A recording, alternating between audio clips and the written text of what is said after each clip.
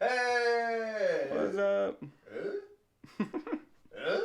Oh, we have one mic going. Okay, two mics going. That one's definitely me. We're It's gonna do an audio check. audio check. Oh, we have one mic going. Okay, two mics going. There we go. Definitely me. Yeah, we sound great. We look great. All right, Okay. both are going. Yeah, we're both go. Okay, everybody. This is Thomas White. What's up? I'm Jay. If anyone's new, I go by Jay. Just because it's easier. It's just so much easier. But Darian's gone for the week. He's gone for a week, but he's gonna be gone for 2 weeks on the podcast because he doesn't want to pop in like right when he gets back. I wouldn't either want to do that because he gets back. He's in Florida or something, so he's gonna be back the day before next week. Podcast with Next jet week's lag. stream. Yeah, and I'm like, no. I was like, you don't want to do that, do you? And he's like, no. So we've got Thomas here. Thomas was super gracious to actually come in and fill in for Darian. So a lot of people, we were just talking about this. A lot of people want to know how we know each other. When did you graduate? What was your... 2009. So you were only a couple years younger than me. Yeah, you guys were juniors when I was a freshman, I think. Right. Okay. I was thinking senior, and then I just realized like I didn't even sing. I didn't do choir. We were in choir together. Like Neither did I. Yeah. I didn't want to be the only senior in the regular choir. I know. Like- Well, so they were like, he will automatically boost you into like into a higher group if you're a senior, and I was like, no. I was like, I'm done. Nope. I gave up. I loved choir. I love all that, like musical theater, singing and stuff, but I was just awful at it. Yeah. I never paid attention, honestly. Which was fun when I had to do the lessons, and he tried to be nice about telling me I suck at singing. You know what? I had that with dance for musical theater in college. There's this lady, Connie Furland. She was the nicest lady ever. She learned from Tommy Tune, who's like a famous Broadway choreographer. And she's like, this is what she always said to me. I see that you're trying, and I really appreciate that. Which means you suck, but I know that you don't suck on purpose. Like, it's not at fault of trying. I tell my choir teacher all the time in the lessons I suck, and he's like, no, it's just not what we're looking for right now. You can tell me I suck, I can handle it. That's exactly how it is. Christopher Goodrich, hey guys, I miss Sweet D, but I'll make it without him on here. Okay, Christopher Goodrich is actually a regular follower. Oh, I hit buttons. Nothing happened. We're fine. Okay. We're still streaming. I was like, whoo. Christopher Goodrich is a regular on here. My sister will probably watch this tomorrow. She lives in South Korea right now, so That's pretty cool. yeah. She doesn't think that. Oh. Her husband's in the military, Oh. so she's there with him. She's like, F this place. She just came from Hawaii. So she lived in Hawaii for 6 years. Ooh. And then they came home for like a month and a half. And then they went to South Korea. So to go from Hawaii to South Korea is just the worst. It is the worst. So those are our main regulars right now. Hopefully we got some new ones popping in. Hopefully I've been trying to share all my peoples, but I've been sharing it out. I've been sharing. I feel so bad. You were like, that's my worst picture. I was like, oh no. I might get the obligatory family. Oh yeah. So the best I get is they watch it later. I don't think my parents. I don't know if you do. I'm sorry. My mom probably wouldn't be able to figure out YouTube enough to find it. Right. I was just talking to someone at work the other day. She didn't know you could get paid for YouTube. Really? Like, That's yeah. been forever. Which we're not at that level, but Well, like no. she's like, what did she say? She goes, I didn't realize you get paid. Is that what that means when they're called a professional YouTuber? And I'm like, yeah, they make a Some living. Of those She goes, pros make quite a bit. that Paul kid? And I'm like, yeah, that was one of my coworkers I was talking to. I'm like, yeah, Logan Paul. I'm One like, of my favorite classic video game streamers. I guess he does new stuff too. Focuses a lot on the Switch. He just quit his job actually, and he devoted full time to his YouTube channel. Which one is that? RGT 85. Yeah, okay, yeah. I saw that video pop up. Yeah. I watch him every now and then. This is actually a really fun. So I don't get to talk to this because Darian doesn't focus as much on the Switch as I do. I love the Switch. So my favorites right now are Arlo. Do you know Arlo? I know it. I have not played it. He's a or seen it. It's a streamer. He's a YouTube. Yeah, well, he's not a streamer. He just does YouTube. Yeah, I've seen a few of his videos, but yeah, he's like a blue Muppet. Oh yeah, He's basically the Cookie Monster. And Arlo's my favorite. And then there's this guy named Bob Wolf from New York, who's hilarious. Yeah, I've seen both of those. I watch RGT85. I watch Super Beat 'em Ups on occasion. He's friends with RGT85, and I watch a lot of Cinemassacre. Okay. Yeah, those are the ones that and I'll see him from time to time. RGT85. I don't remember the guy's name. I feel terrible because I am a fan and I watch every video. I don't remember his name. I saw him pop up. There's only one video where I watched for quite a while, but I stopped because his pants were falling down and he kept pulling them up in the I don't think I've seen that one. And I'm like, dude, put on a belt. Like I was yelling at the video. My wife's like, what are you doing? I'm like, I'm yelling at this guy. I'm yelling at YouTube, honey. Yeah, I'm just yelling at YouTube. Don't worry about it. She's like, wow, whatever. That's her general consensus of whatever I'm doing. I'll be like, oh, I'm so excited to tell you about this. And she's like, yeah, whatever. Okay. Love you too. Yep. She's not into video games. She's not into video games. Understandable. But... Yeah. But yeah, we oh my god, this has been a heck of a week.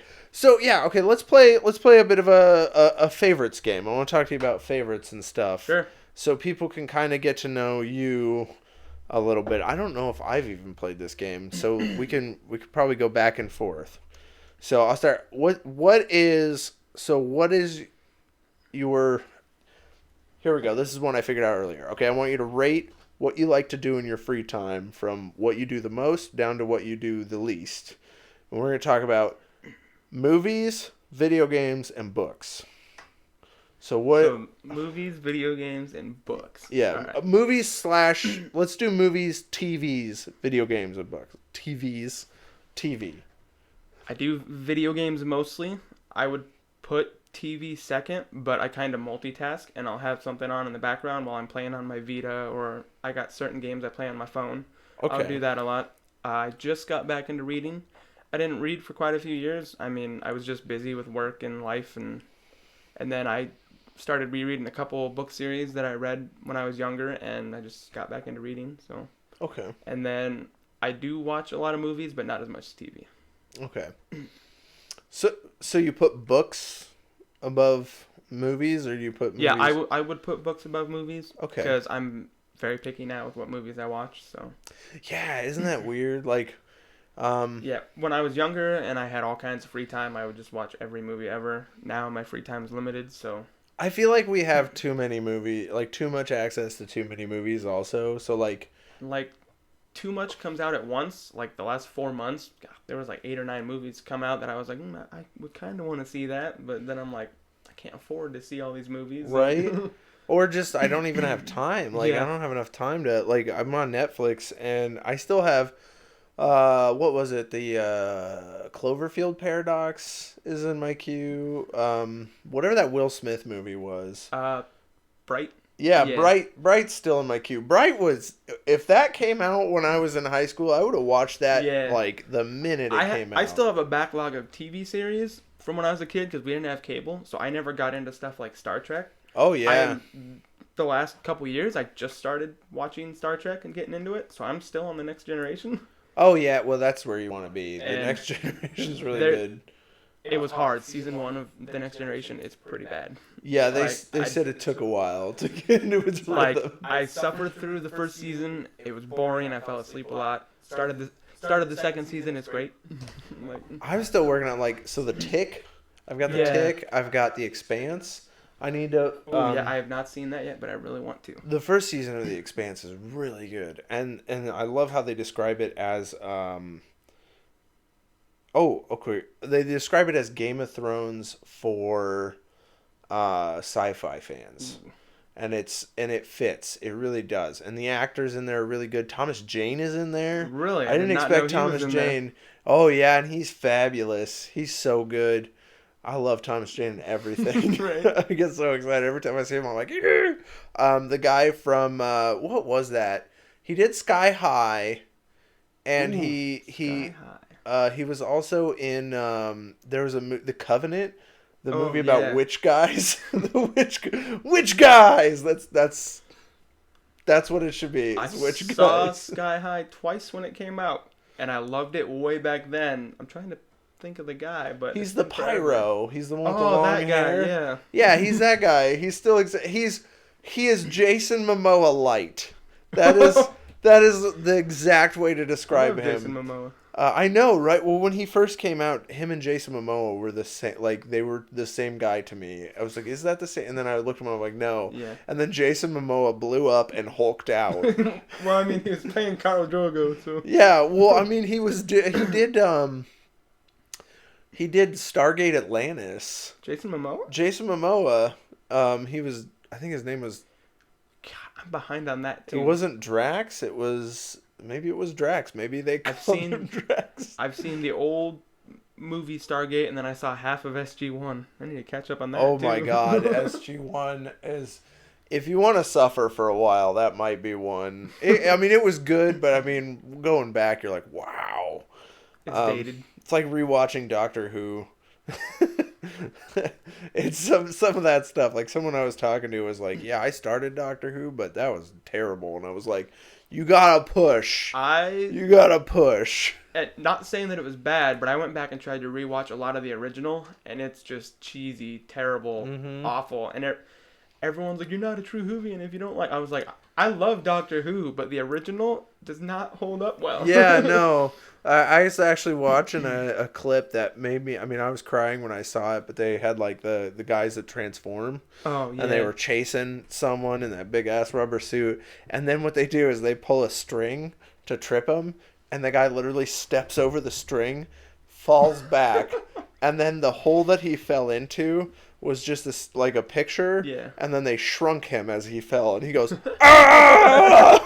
It was Even some of the newer Who stuff since the 2005 reboot, the acting on a lot of it still holds up, but even the special effects, and even on some of the like whatever the last season with the Capaldi was, the older guy, even that's new, and some of the special effects are pretty cheesy, terrible. Yeah. And as popular as the show is, you think they'd have a better budget? The peak of their budget, I think, was what was that? Matt Smith. The Matt Smith era, they say, is the peak of their budget. Matt Smith. Yeah, that was where their budget. So their writing was probably almost to the peak with David Tennant, and then their budget peaked with Matt Smith, and they kept about the same level of writing, maybe a little bit lower, and then everything kind of dropped off with Capaldi, which I think was a piece of the writing and a piece of, like, unfortunately picking Capaldi, the older actor, less charismatic and energetic. I've loved Doctor Who. I feel bad because I watched Capaldi's first season and I haven't watched anything else with him. I just can't get into it. A lot of people love Capaldi, but I don't. Some of it, like, I think the second season gets a little more interesting. Yeah. They tried, they got really weird where they pushed sort of newer, younger ideas onto an older actor, which then didn't play well. So he had like a guitar. He gets into like electric guitar. Oh, and then, yeah. I saw the one where he comes in on the tank. With right? And when he turns the Sonic into sunglasses. That's what I was talking about. I was like, oh, like my buddy and I screamed at the TV for that entire season. Like, get rid of those Sonic sunglasses. Those are the worst thing. And then he gets his Sonic back, and we're like, yay! Because it didn't play well. And like Capaldi likes Doctor Who, but I just prefer Matt Smith and David Tennant because I feel like they lived the role of the Doctor. Like David Tennant has some of the saddest episodes too. They're younger and they have more charisma than the older Doctor, which. I mean, Capaldi, he works it. He does a really good job, but unfortunately, it doesn't play as well with an older guy anymore. Yeah, and I'm because they slightly got younger and younger, and that's when they hit their peak, and everyone boomed in was when they were young. and so everyone's like, I don't know. I'm excited for the new chick. I can't remember her name off the top of my head, but Oh, I forgot her name she too. was great in Broadchurch. I loved her in Broadchurch, and apparently she was in Black Mirror. I have yet to see that either. I hate that episode. Really? Yeah. So have you seen any of Black Mirror? I saw episode 1, and it was a little weird. So I didn't watch any of the rest. So I heard the description of episode 1, and I was like, I'm not really into a TV show that's based around that. Like, yeah. I was like, okay, I'm gonna just spoil a little bit of it, but this guy has sex with a pig.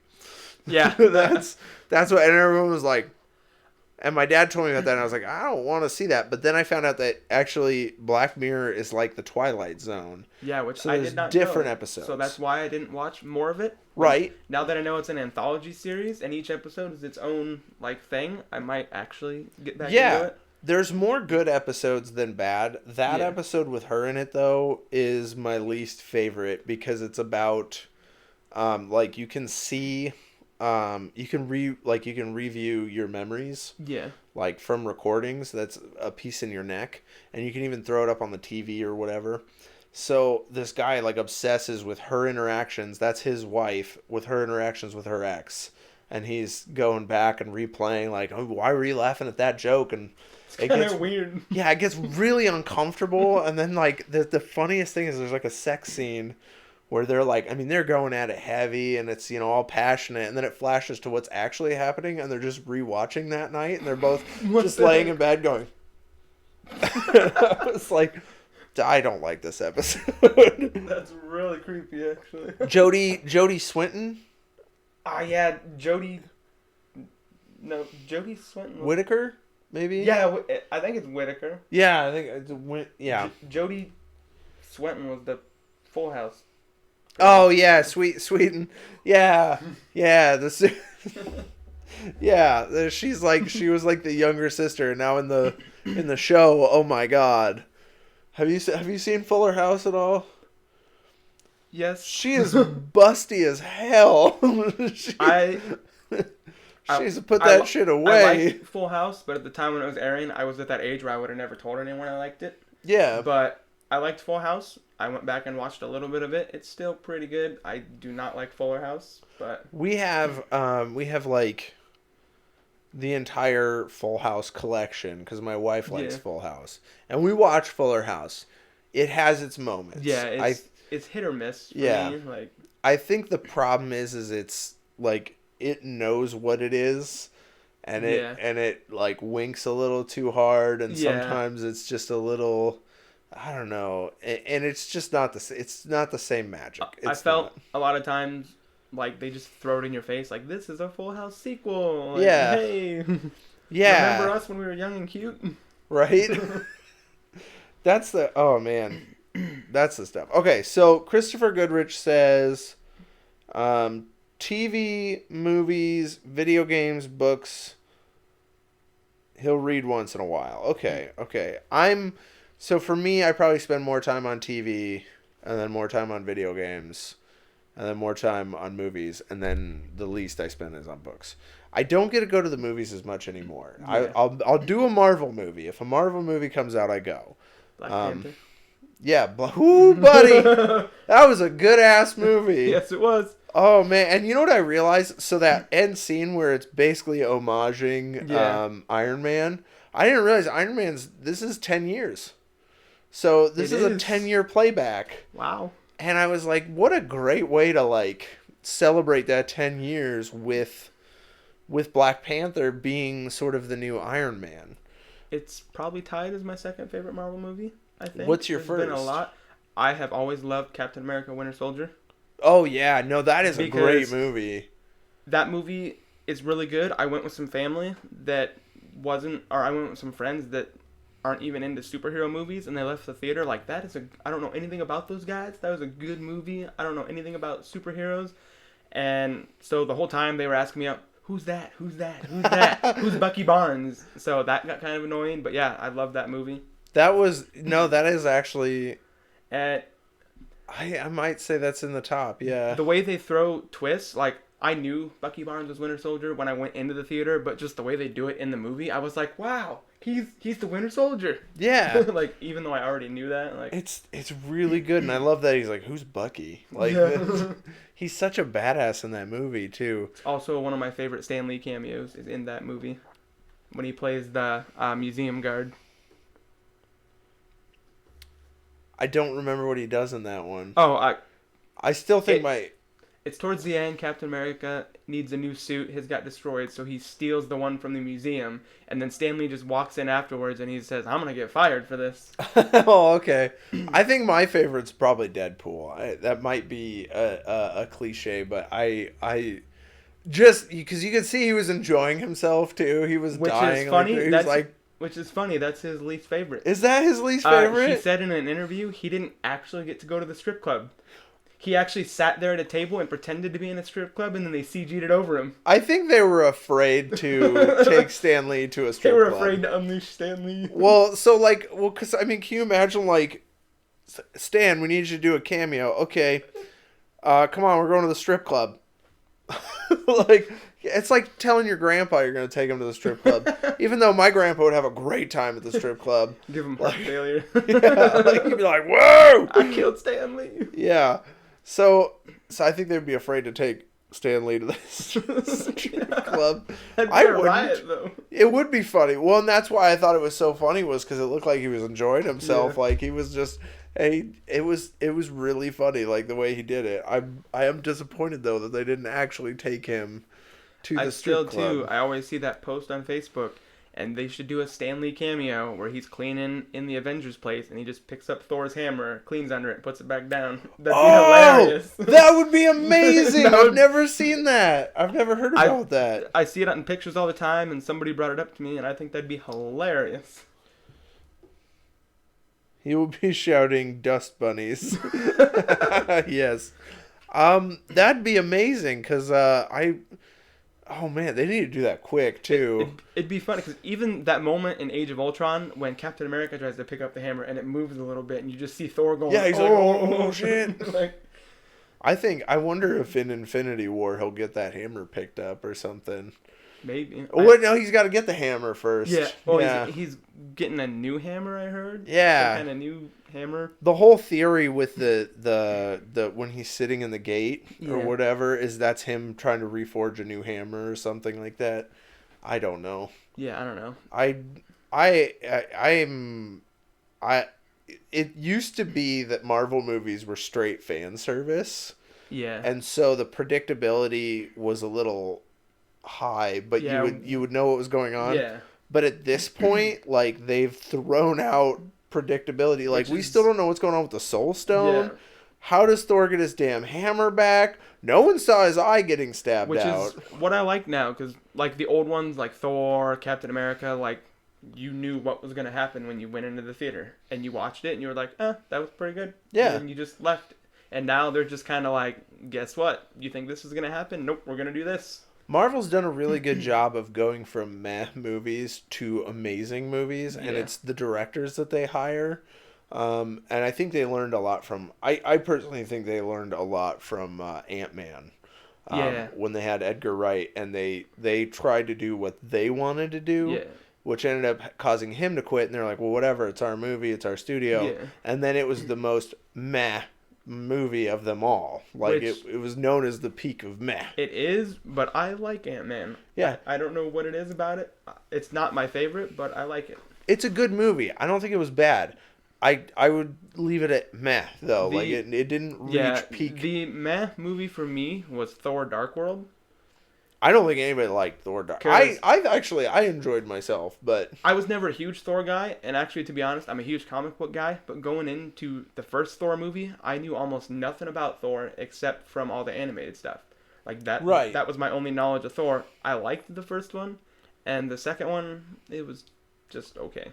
I enjoyed the second one because you get to see a little more of Asgard. Yeah. And so you get to see because like the CG on Asgard was beautiful. Visually, visually great. they've all been like the Thors have all been visually stunning films, except for like when Thor goes to Earth. Yeah. Thor 1 is like I'm just gonna walk planet through Earth. New Mexico, yay! It's like a desert. Woo! It only looked good for that one shot when he And came down. that was and my favorite part about seeing Thor in 3D. I don't normally go to 3D movies because I wear glasses, so Yeah. it's uncomfortable. But Thor in 3D, like Asgard popping out at you, like, Right. it was beautiful. My problem with 3D movies now are for the first 5 minutes I pick up the 3D, and then after that I forget that it's 3D.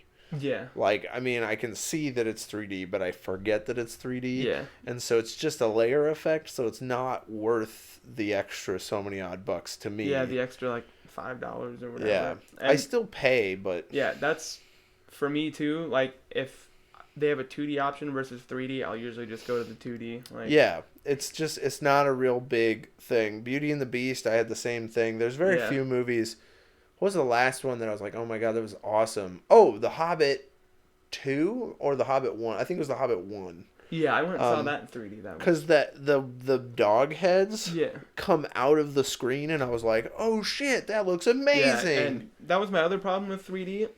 I've seen quite a few 3D movies, and a lot of times there's one or two scenes that pop out, and then the rest you can't, like you said, you can't tell it's 3D. Yeah, it's But just a then, gimmick. like, when I went and saw The Hobbit, like, that whole movie, everything was popping at you. It was great. Yeah. And that's what I want out of a 3D movie. Just everything to pop out at me. Yeah, I want that to be something in the effects, but also something that doesn't take away when you watch the Yeah. movie. So, like, The Hobbit was still a really good movie Yeah. without the 3D effects. Yeah, I love the first Hobbit movie. It wasn't like one of those movies when you watch, like, there's some movies that you watch that are, like, 3D movies, and you're like, this isn't that good. Like, this isn't, this, you could tell this is supposed to be a 3D movie Yeah. when you watch it in 2D, and you're like, ugh. It just kind of bugs you a little bit.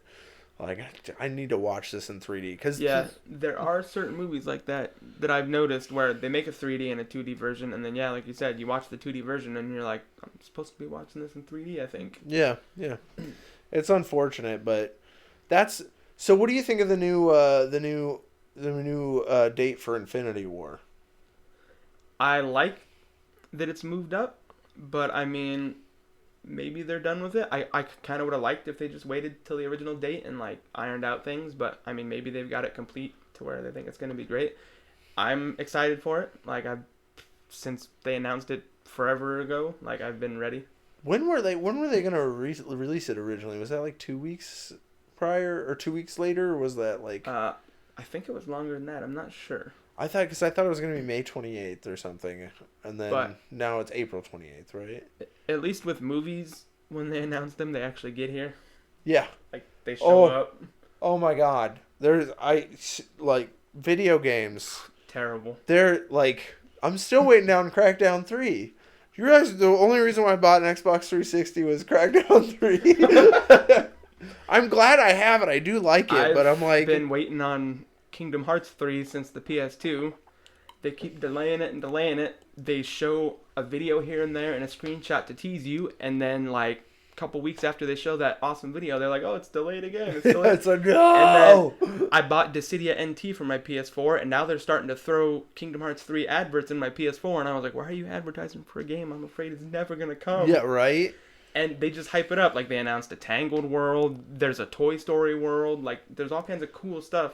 The last I saw was Monsters, Inc. world. Yeah, Monsters, Inc. now. And, yeah, the newest one was Toy Story. They're going to do Toy Story.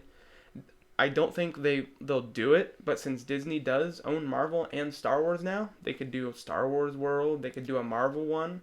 I don't think they'll do that just yet, or even ever, but... I feel like it would be oddly placed if they do... So I feel like if they do Disney... Or if they do Star Wars, they should do the Star Wars cartoon series. Yeah. What is that? Rebels? Rebels, yeah. Rebels would be cool. And then Marvel, I wouldn't do Marvel. I feel like that's playing into way too big of a in some of the world. older games, they had a Tron world, and I thought even that was kind of out of place. And I guess I didn't know Tron was a Disney property. I mean, I'd watched it. Just when, yeah. But... Like, until Kingdom Hearts, I didn't know Tron was a Disney property, actually. Huh.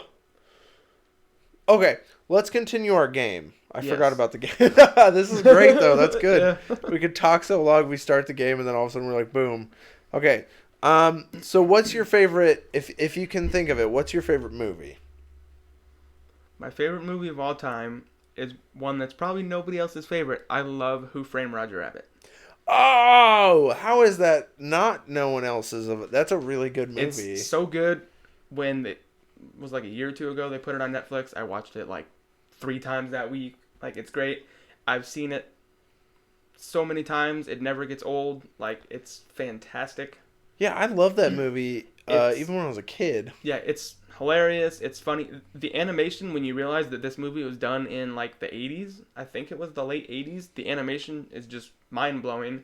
And the fact that they got the rights to all those characters in there, like Daffy and Donald are in there, Mickey Mouse is in there, Dumbo, like all these characters in one movie, it'll probably never ever happen again. Oh yeah. That's I mean, until Disney buys all of them.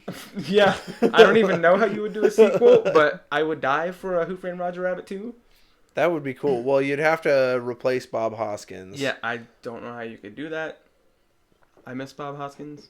I would hire like a younger guy who's equally as angry. I'm afraid though, like I have this feeling like so I just went straight to like who the movie studios I see would hire. Yeah. I was trying to think of like who do I think is a good idea, and I'm like, I don't know, but I have a bad feeling Kevin James would be the new Bob Hoskins. Oh my God! No, no! I can't stand Kevin James. Oh yeah, it's no, thank you. Well, I like him for what he does, but I don't want him shoehorned into things. Yeah, we used to watch his old sitcom. Growing up in high school, we had 2 TVs. They got like 8 channels apiece because we lived out in the country. So yeah, we watched a lot of cheesy, terrible sitcoms. Right? Yeah. Well, that's what it used to be like. Yeah, it used to be. You'd have to watch reruns of 2.5 Men and Big Bang Theory, and then King of Queens would come on, and then you'd get reruns of Friends and. Yeah, reruns of oh no, yeah, you said it, 2.5 Men. Yeah. Oh, but I liked him. Like Here Comes the Boom was really good. Yeah. Kevin James. The Zookeeper was all right, but I don't like. I wouldn't like. I don't know. Like I just have this bad. He's made some so bad they're good ones. Paul Blart. Yeah. The first one is terrible and awful, but when I watched it, I laughed and I felt bad for laughing because it's a terrible movie. It is terrible, but I laughed 4 or 5 times, and I was like, I don't know if I've seen a movie as bad as this. I was corrected after that because they made Paul Blart 2. Yeah. I don't know how it made enough money to get a sequel. Never got to see a Paul Blart. You know what? So when I was working at the movie theater back then, and what frustrated me the most about movie theater, like how the movie theaters were trying to like push gimmicks and stuff. So midnight releases got moved to like 8 p.m. releases on Thursdays. Yeah. And then they got rid of midnight releases, but they still had like 8 p.m., which sort of takes the magic away. Yeah, I missed midnight releases. And then they pushed 3D on everything. And I don't know if Paul Blart 2 was in 3D. I don't think it was. I miss... but I wouldn't have been surprised at the time. I miss marathons, too, when there was like a movie series. Right, the theater would do that occasionally. I went with one of my best friends, Willie McKenna. Oh, yeah. How's Willie, by the way? He's fine. Shout out to Willie if he watches. I miss Willie. I really miss Willie. When Dark Knight Rises came out, like, me and Willie loved The Dark Knight. Like, it's still one of my favorite superhero movies to date. Like, it's great. And we went to that marathon. We sat in those theater chairs for 12, 15, however long it was. And they showed the first one. Did you go to the one here? Yeah. Yeah, I think I was there too. Yeah. You guys were up behind me. They showed the first one, and then they had, of course, a little break because sitting in those chairs for that length of time. Right? Well, and then that would have been a 9-hour They showed the second stretch. one, and then, I mean, they showed Dark Knight Rises, but I fell asleep halfway through because by the time Dark Knight Rises played, I'd been in the theater all day. I know. I had a really hard time watching Dark Knight Rises. Then, I fell asleep because nothing happens in that movie till like halfway through. And then everything happens at once. It's not my favorite movie, I'll be honest. No, out of the 3, it's definitely the worst. Yeah. What surprised me was Batman Begins. I never saw on the big screen. I never did either. It translated really well onto the big screen. Like I think it's one of those movies that you really get to experience. Yeah. It was one of those too. I was always a Batman fan growing up. I still love Michael Keaton as Batman. He's if you don't count Kevin Conroy, he's probably my favorite Batman. Like Michael Oh Keaton yeah, still is. if you count just like live action. Like I think he's still my favorite Batman. Maybe not Bruce Wayne, but Yeah.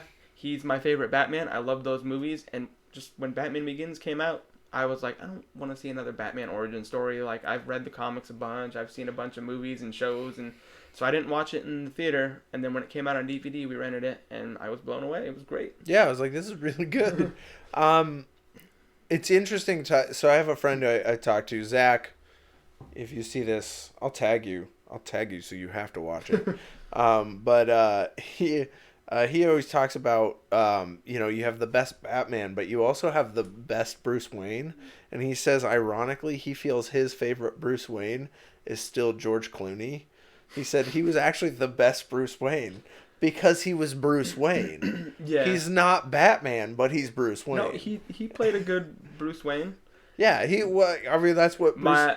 Even though that's not a good movie. No.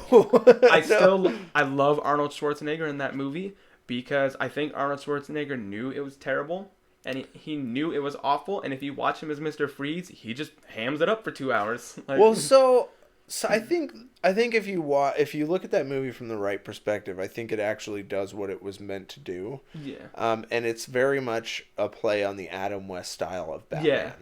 Yeah. And in that context, it actually does a really good job.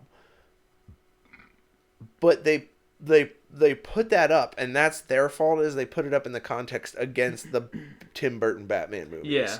And those are so good. It does not translate. Yeah. Well, like it doesn't. They were such a departure. Like, an unpopular opinion, besides Tommy Lee Jones, I don't mind Batman Forever. I think it's a serviceable movie. As a kid, and even now, I love Jim Carrey's The Riddler. Like, he played the good jokester side. I would still love to see, like, a more serious live-action Riddler. I think that'd be cool, but... It'd be nice to actually see Jim Carrey... Well, oh my god, if Jim Carrey did it now... Can you imagine? I've seen him in a few serious roles. I think he could switch between, like, serious Riddler and, like, silly Riddler. But think about easily, Jim Carrey now. He's batshit crazy. Yeah, he is. He is well on the way to Randy Quaid crazy. Like, do you know who Randy Quaid is? Yeah. Cousin Eddie? Yeah. That guy's nuts as shit right now. And, like, Jim Carrey is, like, teetering still. If Jim Carrey gets any more nuts, he could become a real-life Riddler. So top 4 for Christopher Goodrich. Jurassic Park with Trading Places. Jurassic Park, Trading Places with Eddie Murphy, Beer Fest, and Super Trooper is top 4. Super Troopers. Super Trooper 2 is coming out! My favorite thing about Super Troopers was they had a budget of, I think it was minuscule, like less than 200,000. Like, they had a tiny budget and they just made millions and millions and millions off it. Like, those are the best movies because they put effort into the writing. Because like the budget was tiny, so like it's cheaply shot, but it's got good writing, good acting. It's got really good writing. It's hilarious. Yeah. I was thinking about that with Game Night, actually. I just watched Game Night. I looked at my wife. I was like, you want to go on a date? And she's like, sure. And I was like, let's go to the movies. She's like, okay. So she was like, you want to watch A Wrinkle in Time or Game Night? And I'm like, well, I don't think you're going to understand A Wrinkle in Time. Yeah. Because she's like, what's it about? And I'm like, I can't even describe it. I'm like, Oprah, acid, some girl with power, I think, or something. Like, she's always Chris using Pine. some... Yeah, Chris Pine's in there somewhere. They can't find him, but he's in there. He got lost. So we went to Game Night, and Game Night, the acting and the comedy is good. You've got Jason Bateman in there. Whoever played the cop is hilarious. Like, he's just this stoic, like, cop who's got this tiny white dog, and he just keeps petting it. And he's super serious. And he wants to be invited to Game Night so bad, but they won't. And he's just like... I don't want to watch this movie now. And then you have the guy. There's actually this guy who was in... The last time I saw him was Into the Woods. He played one of the princes, not Chris Pine. Oh, and the other guy. So he's like the other guy from... That's all you know him as. And he stood out really well. Like, there's this really funny part where he's bribing this chick, and he's got $17. And when he starts bribing her, though, he starts with a 10.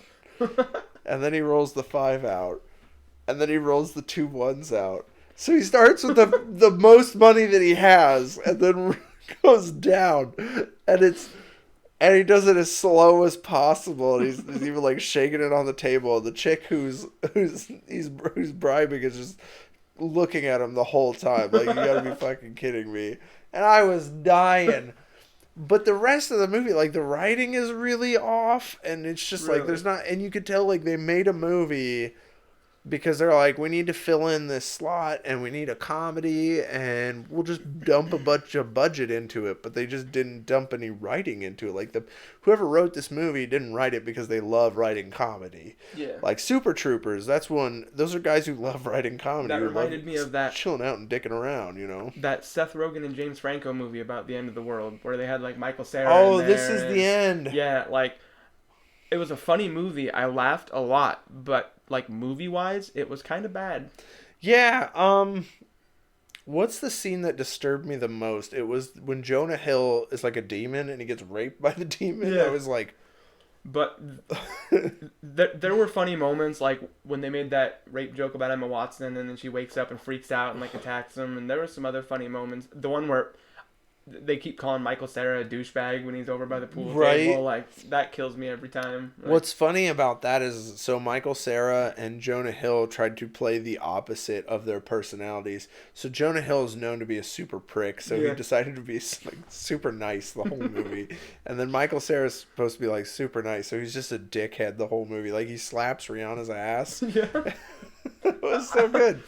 I love Michael Cera. I do too. I'm a big fan. I was actually watching some trailers. I can't tell you the names of the movies, but he's got a couple movies coming out.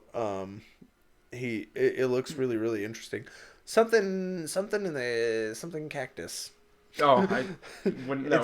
Him and a bunch of college guys go out to drink this cactus juice that makes you high or something, and they run into this girl who's like a hippie. She's got like the hairy armpits and shit, and he hits on her for a while, and then he realizes he doesn't like her, but all of his friends start to like, just like, they involve her into the group, and he's like, no, go away, I don't like you. And she's like, she becomes like the leader of the group, and he hates it. That's what I got from the trailer, and it was really funny. Like, he calls her horrible. Oh, her name's Fairy, something Fairy. And it's like something fairy on the magical cactus. Oh. and I was like, oh, and that's gonna be a Michael Cera movie. And his hair's all crazy now, and it's I'd probably awesome. watch it. I think Michael Cera's a little underrated. Like, I find him hilarious, and even in bad movies, I like Michael Cera. Like, he's super dry. That's what's best about him. He's super dry. And a lot of people don't like that humor. I love dry humor. Like, it's hilarious. If you watch even like dry old British humor, stuff like that, just any kind of dry humor is pretty hilarious. Okay. So we got my favorite movie, I'm gonna say, is Oh Brother Where Art Thou. That's my top favorite movie of all time. I can watch that movie over and over and over again. I'm not like the type of person, though. I know a lot of people, when they have favorite movies, they watch them like 30 times it's been so long, in a I row. don't remember that movie. Oh Brother Where Art Thou. It's that one with George Clooney where it's like, I am a man in constant sorrow. I love that song. And they do they're the escaped prisoners. Oh yeah. They escape. It's like 1940s. The movie's actually based off of the Odyssey. Is it? Super Troopers budget was $1.2 million and made $23 million. Jeez, it's profit. Yeah, that's a serious profit. But so it's based off of the Odyssey, actually. And there's a lot of good reflections, and I love the film style, like the look, the color of it. I love everything about the writing. I love the comedy in it. It's a really funny movie. Like, there's a part where the 3 guys run into these sirens. They're even singing in the woods, and they run into the 3 women, and they take the one guy because I guess they're bounty hunters or whatever. But they take the one guy, and they, where he was like in his clothes, they open his clothes and they find a toad in there, and the one guy's like, "Damn sirens turned him into a horny toad." It was just. And then he's in the movie theater, and he's like a part of the chain gang, and they take them into the movie theater, and they're in the movie theater, and he's behind them going, "Do not seek the treasure, because that's what they're doing is they're going after treasure. Oh. They broke out of jail to go after treasure, and so the one guy just keeps saying, "Do not seek the treasure," trying not to like alert the guards, but like tell them like don't go because there's cops waiting for him. The whole movie is just so great, and then it made me feel this moment at the end of like nostalgia for an era that I've never even existed in. So I just love that movie, and I could probably watch it. Like I could watch it 100 times, but I don't. Like I know a lot of people that watch these movies, like they'll watch their favorite movie like 500 times in a row, and I've maybe watched that one 5 times. I can't do it in a row, but I'll maybe watch like Who Framed Roger Rabbit. Like I'll watch it and then I won't watch it for like a year or two. And then I'll just stumble upon it and then I'm like, oh, I love this movie, and then I'll put it on and watch it. And yeah, I've never like maybe 5 times, maybe 5 times for like Harold and Kumar is another one of my favorites. Maybe 5 times. Yeah, I love Harold and Kumar. That one I think as far as comedy goes, that one's one of my favorite comedies. Because it's got a message behind it too. It's about racism and stuff. So that's what's kind of cool about that movie. As far as comedies go, that one's one of my favorite. And maybe 5 times. I own it. It's downstairs. I own both of them, and they're downstairs. But so let's talk video games. What's your favorite video game? Do you have? Let's do top 5 because that is a loaded question. I have a favorite series that I kind of consider one game, and that's Mass Effect. Okay, I was gonna say my brain was like Mass Effect. I know there's 3 of them, but I always just play them back to back to back. And to me, because you can transfer your character between each one, it feels like one giant interconnected story. So I consider that almost one giant game, just 3 parts, and I would put that at number 1. But for like singular games, I really love Skyrim. I have always loved Skyrim. That is one of my favorites. Chrono Trigger has been one of my favorites since I was a kid. But I would have to say Mass Effect. All of them together, like as one game, would be my favorite. So I always do this on my stream. So my top 5. And the last one's the only one that hits the top order for me because I ordered them years ago, but I totally forgot. So I like Borderlands 2. I think Borderlands 2 is just so good. Yeah, it's so good. And what I loved about Borderlands 2 that I hope that they do for Borderlands 3 is they took all the characters from Borderlands 1 and made them characters in the game. Yeah. So you not only do you get this really fun story, but you get to know the characters that you were playing as before in a way that's beyond like reading text. Yeah, it was also one of the first games to make me laugh out loud. Like I laugh a lot playing Borderlands 2. Right. And it was one of the first times I've ever done that, playing a video game, just laughing and having a good time. I remember hanging out with a big group of my buddies, and we were all playing Borderlands 2, and that part where the whole city takes off, and Scooter's in the background going, "Catch a ride!" We all just burst out laughing. We thought, like, that's the best.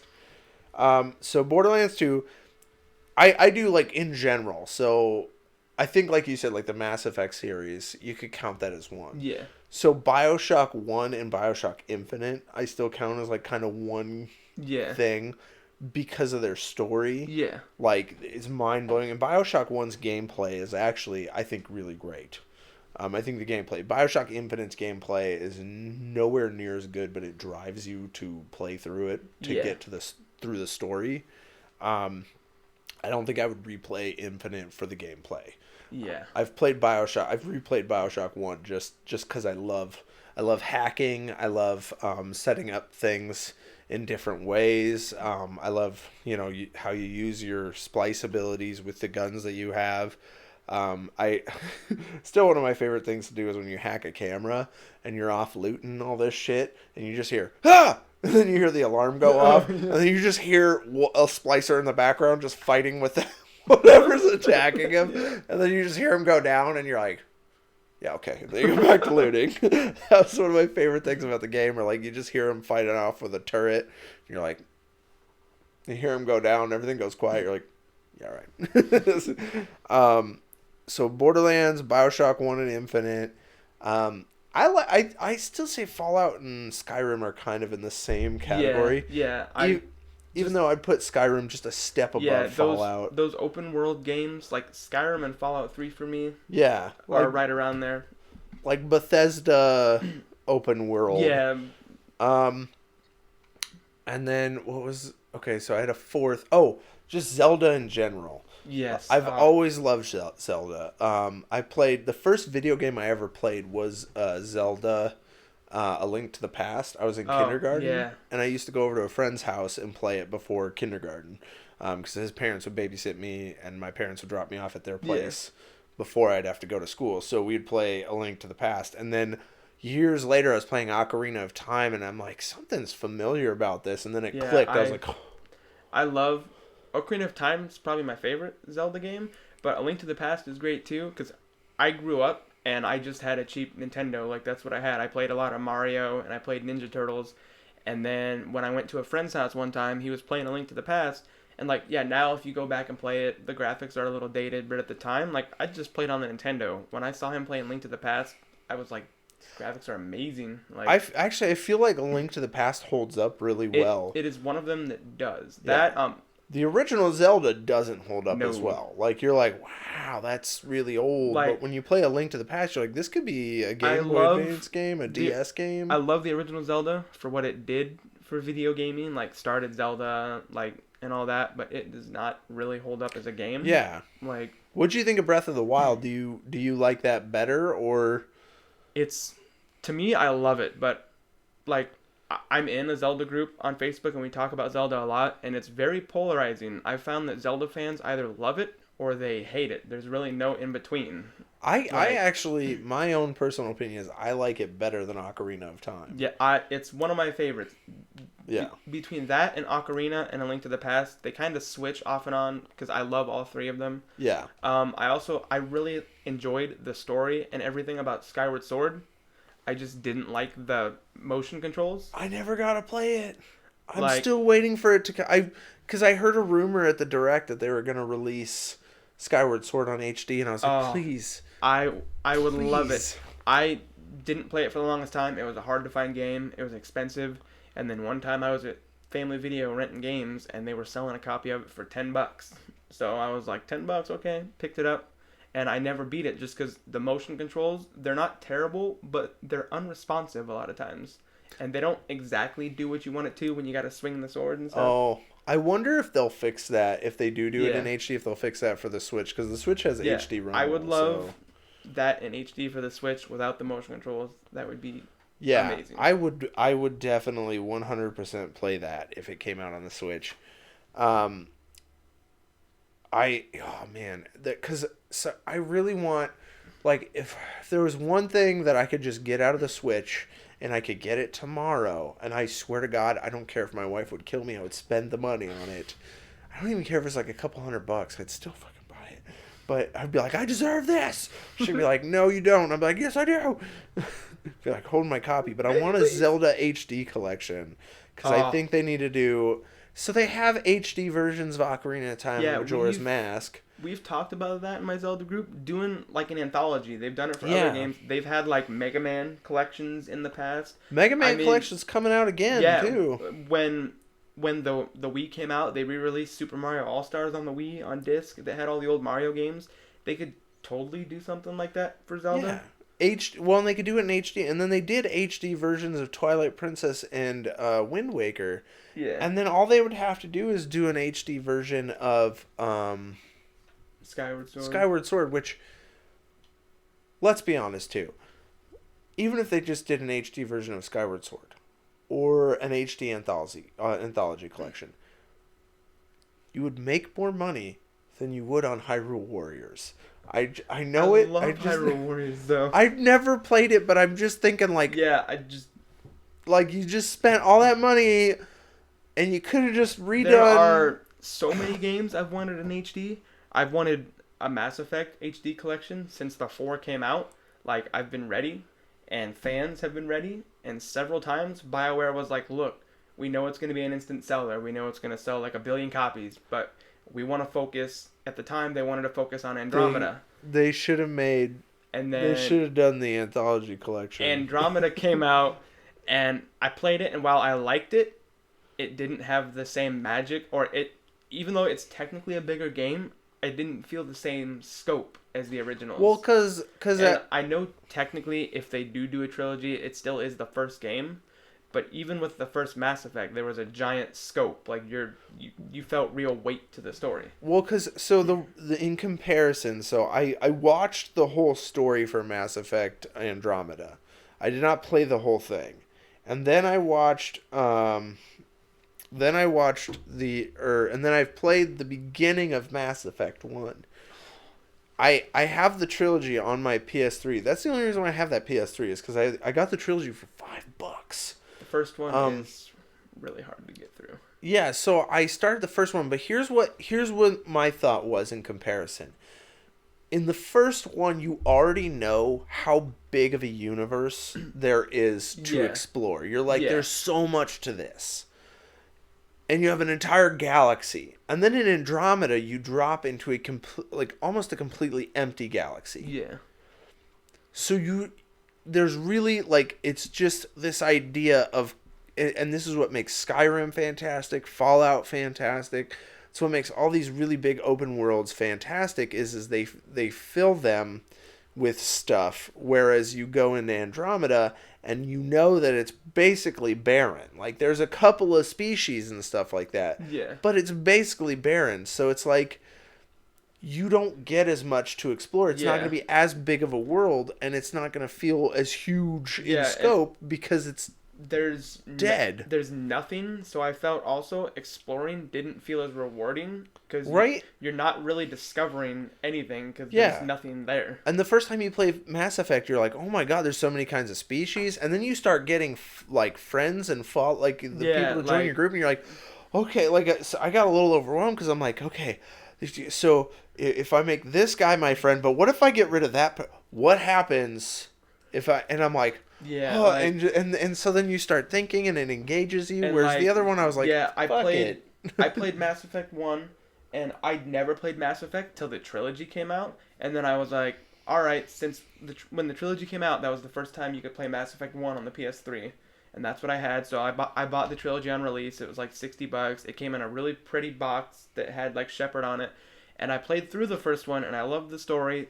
The controls are really bad. Yeah, that's the one thing. Especially when you get to the levels where you have to drive that little Mako truck. Oh, the controls. Oh, God. You will die a lot just because of the controls. It's not even hard. I could probably set up, because I'm going to stream that when I do it. I'll set up like a kill count for how many times I die. That'll be fun. A J-owned count? Yeah, just a J-owned count. That's perfect.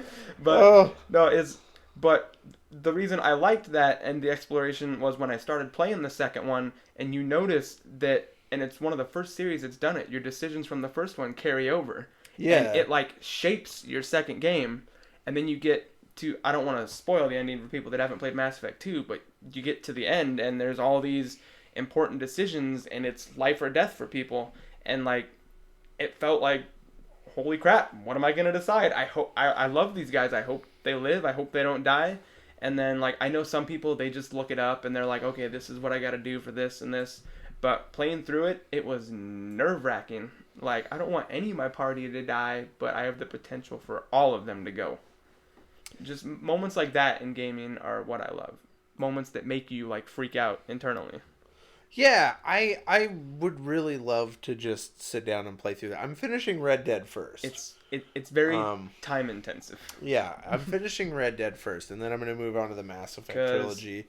Because that's my first playthrough, and I think people will watch. Yeah, it's depending on if you do all the side missions. Like Mass Effect 1, I like to just play through it as fast as I can, because the controls are bad. The other two are great. But, like, I think it took me 26 hours to beat the first one.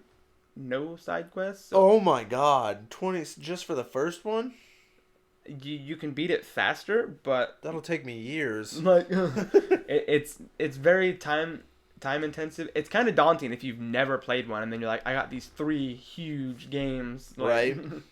Well, that's what. So I started the first one a long time ago, and I have to restart anyways. But I was like, this is already so lush, and then I had to review the second one on the MediaCom show that I had, and I was like, this is not my favorite. Like, Yeah. it's like the controls seemed a lot better, but I was like, this is no, I don't like this.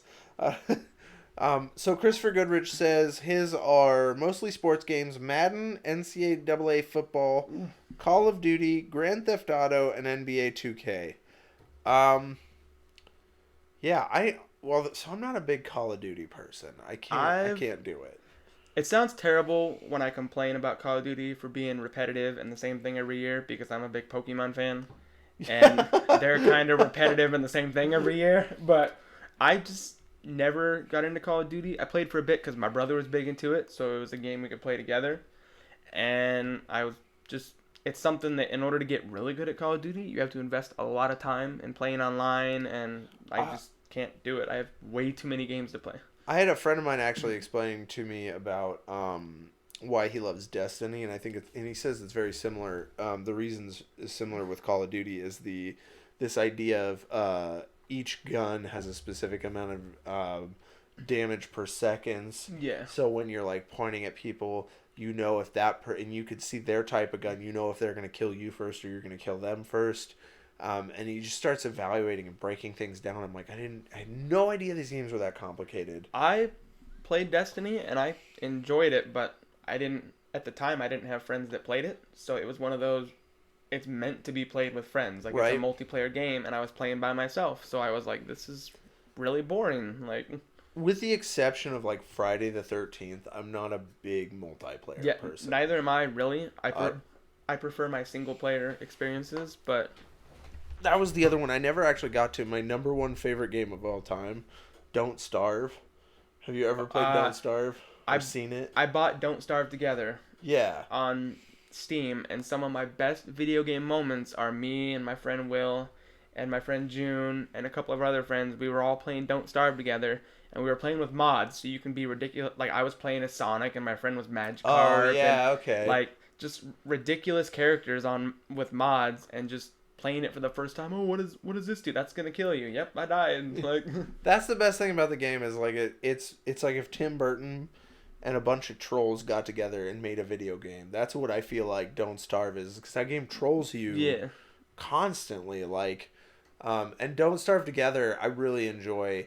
It took me a little while to get into it afterwards because like I was like, oh, I'm so used to Don't Starve, and then I played Reign of Giants, and I stopped playing Reign of Giants because I was like, I hate Reign of Giants because like there's the rain and shit gets wet, and you're like, oh, fuck that. Just like, I love Don't Starve. I would love if there was more games in that kind of genre. Like, there's pretty much Don't Starve. There's a few other like lesser known ones that I can't think of off the top of my head, but I just thought it was fun to play with friends. But. Yeah. All right, we're going to take a quick break because I just realized I have to go to the bathroom really bad, and we still have like another hour to go. Jeez. So, that's the wrong button. There we go. Okay. Oh, and we're still talking.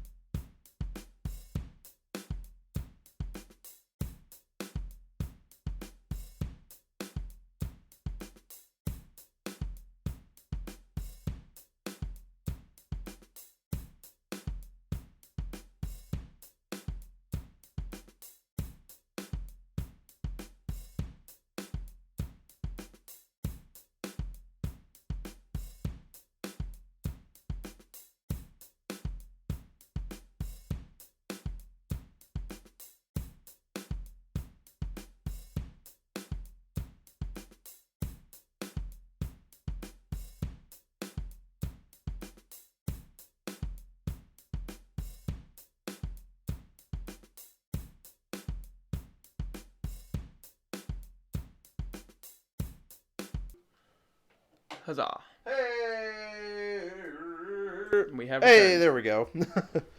All right, we're back. Yes, we are. I had to run away. That was we got a bunch of water and oh shit. Here we go. And I had to go to the bathroom. That was really rough. So we were just talking about video games. What now? Let's talk about a little bit of TV. Is there anything that you watch specifically? Like, what do you follow? Game of Thrones. Game of Thrones. I hate the wait between seasons. It's always killer. That's gotta be rough. Like, it's rough because I know they want to make it quality, but the last couple seasons, we're gonna delay it a little bit. Like, it's coming, and I'm just like, come on. What are you gonna do when Game of Thrones is over? I mean, they just started Westworld, and I watched season 1 of that, and it was really good. So okay. there's a forever wait for season 2 of that. So it worked though. They found your filler. Yeah. Well, I had HBO Now for a while just to watch Game of Thrones. Like, when Game of Thrones premieres, I subscribe to it. I pay for like 2 months of that, watch my Game of Thrones, and then Westworld just popped up and said it was new, and I was like, what is this? And so I clicked on it, and then I just randomly decided to watch the first episode, and I was like, this is really good. Yeah. Okay. I got one season into Game of Thrones. I stopped a little bit because, and I think this one guy gave me a really good comparison. I was listening to a podcast about like superhero movies and TVs and stuff, and they're talking about Wakanda from Black Panther. Yeah. And he says, Wakanda seems like that place I could chill. He's like, I'd totally go to Wakanda. He goes, Game of Thrones, he goes, honestly, if you think about that world, he goes, it just seems like everybody smells really bad.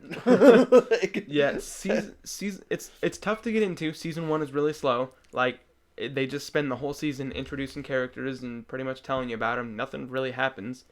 And then season 2, for about half that season, nothing much really happens. And then stuff starts to happen. And then season 3 is when they really get into the story, and then like everything's happening at once. And then some of the later seasons, like, now it's fine because you can just finish a season and go to the next one. But some of the cliffhangers, and then knowing you'd have to wait a year and a half, 2 years for the next season, like, it's killer. I basically just do like the CW shows. I watch all of them. Some of them I wish I didn't watch anymore, but I'm like, four seasons in, and they're. Which one's your least favorite? Legends of Tomorrow is my least favorite. Really? I've seen season 1. I haven't finished season 2. Season 2 is way better than season 1. Oh yeah. But yeah, are they on 3 right now? Maybe. I think they're on 3. It sounds terrible. I know it was a superhero show. I wasn't interested in it, but then I heard that, and I forget his name now, but he played Rory in Doctor Who. Oh yeah, Arthur Darvill. Yeah, Arthur Darvill. He was in season 1, and that's why I watched it. And season 1 is a bit dry. It's really slow. Nothing really. I mean, stuff happens, but it's kind of boring. Season 2 is getting better. The show I'm really not happy with right now is Arrow. Yeah, I was gonna say I think Arrow's dropped to my least favorite. It was fantastic. The first 2 seasons, season 2 with Deathstroke and all that. It was so good. Mano Bennett was so dope. Yeah.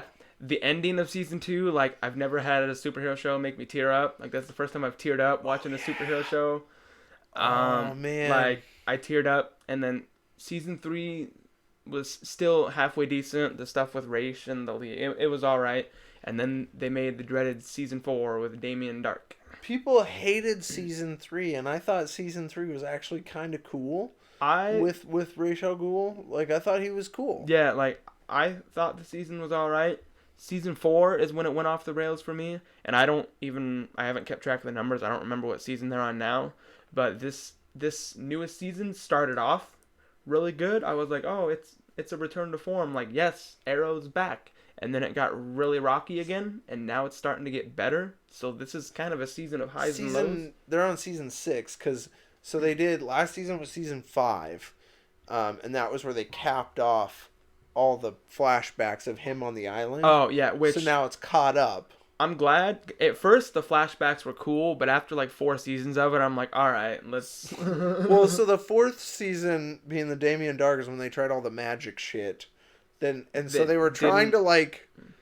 link things together that just didn't make any damn sense. The whole season was that stuff with Thea where she was like mind controlled to kill that person or whatever. It just didn't do it for me. And then like by this time, Damien Dark is a master of magic and like he knows martial arts and stuff. He's a strong guy, and Oliver Queen's a master of martial arts. He's physically like he's buff. He's physically perfection, I guess you might say, like as strong as a regular person can be. He's the Batman of that world. Yeah, and the final fight just boiled down to they both stood in front of each other and traded punches back and forth, and I was like, are you serious? Like, come on. They ran out of choreography. Yeah, they both just stood there and traded punches until Oliver won, and I was like, that was something. Yeah, I love the actor they hired as Damien Dark. Yeah, I love Damien Dark in Legends of Tomorrow now. Yeah, he's great. But that was a rough season. I wish they'd bring it back for a CW show. He's getting an animated one. I loved Constantine. Oh, yeah. It was only 13 episodes. Unfortunately, it was on NBC, and NBC is very terrible about canceling shows before they have a chance to get good. A lot of them. Like, I don't know how they still have shows. Look at the show Merlin. It premiered on a Friday. I watched it. Episode 1. Loved it. Next week, they moved it to, like, the Sunday Dead Zone. And they played all season 1, or they played, like, 12 episodes of Merlin. Didn't that make like 4 seasons? There was 5? 5, I think. NBC canceled it because it didn't get the ratings they wanted. Sci-Fi picked it up and put it in their primetime Friday slot, and it was the #1 show on Sci-Fi till it ended. I want to say I only watch one NBC show, and that's Superstore. Other than that, I don't think I watch anything else. I'm addicted to like all those cop shows. I know. Oh no! I watched This Is Us. Yeah, that's NBC, oh, right? God, that show. God damn that show! Like that show. Yeah, and I watch all the cop shows, but I grew up watching them. My family watches them, so I don't do that anymore. This Is Us. Oh my God. Yeah, This Is Us is that show you have to watch to just break your heart. Like my heart. It's my weekly catharsis. I just gotta bawl it out once a week. I watch all these like action superhero shows, and then I'm like, oh, time for some tears. Yeah, and then This Is Us just makes you bawl it out. So my wife and I are trying to find shows to watch together. And so This Is Us is the one that we watch, and then we also just started MasterChef Junior on Fox. I love going from watching MasterChef, and he's just curse word after curse word and yelling at these guys, and then like MasterChef Junior, like a kid messes up, and he's like, "Oh, it's okay, you'll do better next time." Like he's so sweet. Shows them how to fix their mistakes. Yeah, like he's so sweet. And he's really cool. And then you watch an episode of MasterChef, and he's just bleep this, bleep that, bleep you. Oh my God, he turns into a psychopath. I think he's just one of those guys that doesn't like he's a kids guy, and then but like adults he hates. Adults. My favorite Gordon Ramsay show was I've Always Loved Kitchen Nightmares. I don't know if you've ever seen. I've heard about it. My brother used to watch it, and so I'd watch it with him. And yeah, he just goes to people's failing restaurants and gives them pointers. And each episode is just conflict, and then at the end they're like, "Oh, maybe we'll listen to you," and then they're successful. Like they're just like, "I don't want your help. Something's not working. You need help." That's one of the things I love about MasterChef Junior is just how he is with the kids. Like he's really cool. And so we started watching that together because we watched it over at her parents' place one night, and I was like, "This is really good." Yeah. And she's like, "Let's watch it together." And I was like, "Yeah," because I'll watch like Arrow and she'll fall asleep. Yeah. Like, I caught up on Agents of S.H.I.E.L.D. last night. I'm liking this new season. The last season was a little rocky, but this season is pretty good. I'm liking where they're at now. Have you seen the latest episodes? The last few since they... Yes. Probably. The last one I saw, that dude appeared from the future and he got arrested because he... Okay, yeah. They thought he was nuts. Is that the newest one? Yeah, I think so. Because then they... Well, I think... That might be the... So they get back from the future. Yeah, and then they had 2 episodes where they got back from the future. I watched all of what Hulu had yesterday and caught up on it. Okay, yeah, that's what I did. Probably all caught up. I lost my damn mind when they fucking cut off Yo-Yo's arms. Yeah. You know, like that happens to her, but I didn't know that happened to her right then. Like, it was like boom, arms gone. Yeah, I was like, whoa. holy shit! Like, they Yeah. cut her arms off. Like, that was crazy. I actually really enjoyed that episode. Yeah, that's been probably my third favorite superhero show this year that I'm really enjoying. I love The Flash. I've loved it since season 1. I mean, the season with our last season was not as good as the others. It was still great. Savitar. Yeah, like the Savitar stuff. I did love Tom Felton. I love that they brought Tom Felton into there. I think the worst thing they did was take Tom Felton off. Yeah. I think Ralph Dibny's alright, but I think Tom Felton was entertaining. When I was watching, and I watched an episode with some friends, and they were like, oh, that's the guy that played Draco. I was like, yeah, it's Tom Felton. And then they were like, oh, I wonder who he's going to be. And I was like, bet you he's going to be a dickhead. And he was a dickhead. He was a dickhead. And most people don't remember he was also in Rise of the Planet of the Apes. And he played a dickhead. Like, I don't want to say he's typecast, but every role... Oh, he's totally typecast. Every role I've seen him in, he's a dickhead, but he plays it so good. You know what? Before they cast Han Solo, they were talking about like a list of actors that they would look at, and Tom Felton was on there. And I was like, I would pick Tom Felton as Solo because I want to see Tom Felton do not a dickhead. Right? I think because I mean, if you watch interviews with him and stuff like that, he's a sweetheart. Yeah, he's the nicest guy ever. And I'm like, he could. I want to give Tom Felton some chances. I love his interviews where he talks about his back and forth with Daniel Radcliffe because they're really good friends. He did one on I think it was on the Ellen show where he told her that he'll randomly just call him up out of the blue, and then like Daniel will be like hello, and then he'll just be like Potter, and then he'll hang up. Like that just makes me laugh. That is awesome. Or he was on a show and he was talking about fans that send him pickup lines, and one fan sent him that pickup line like, "Are you going to bed? Do you mind if I slither in?" And a fan sent him that on Twitter, and he's like, "It was so good, it almost got a tweet back."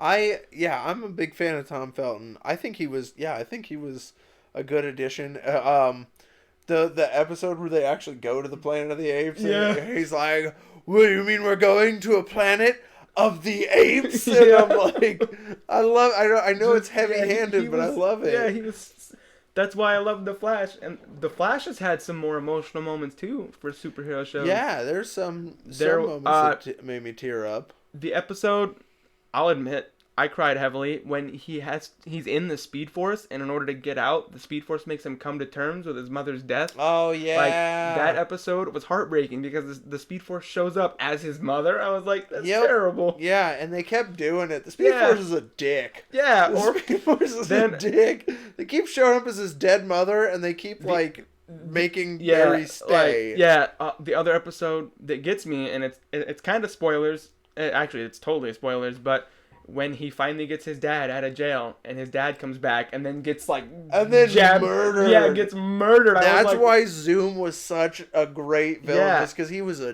bastard, Deathstroke level bastard. That is, out of all the superhero shows, the worst cliffhanger. Because his dad gets murdered, and then just boom, wait till next season, and I was what? You're like, holy shit. Flash is really good about that. Yeah, Flash is... I really enjoy it. The only thing I don't like about this season right now, and it really just started happening, is I don't like what they're doing with the Thinker now, where they keep going from actor to actor to actor. Yeah, I don't... Because I think there's too many people where they had a really good actor. Yeah, that older guy was fantastic. He was fantastic. And then they moved on to the next guy, and the next guy was actually nailing it. And then from then on, it's been like... It's hard to get attached to him as a villain. My favorite villain so far in the series is still probably Zoom. I think he was fantastic. I loved that whole season. Zoom was really cool. Even though people didn't dig the whole Jay Garrick thing, I loved it. That, even though I probably should have saw it coming, that threw me for a loop. When you find out, I'm not actually Jay Garrick, I'm Zoom. I'm Zoom the whole time, bitch! I was like, what? And then you find out Jay Garrick's a really old dude. And his dad. Yeah, and his dad from another Earth. That was my God. Whoa. Yeah, especially after he watches his dad get murdered, and then Jay Garrick is his dad. I loved the newest episode of The Flash. I don't know if you saw that one. I didn't see it, but you can spoil it. I don't care. Well... he's got this new power this season where he can grab people and pull them into the Speed Force for them to have his private conversations.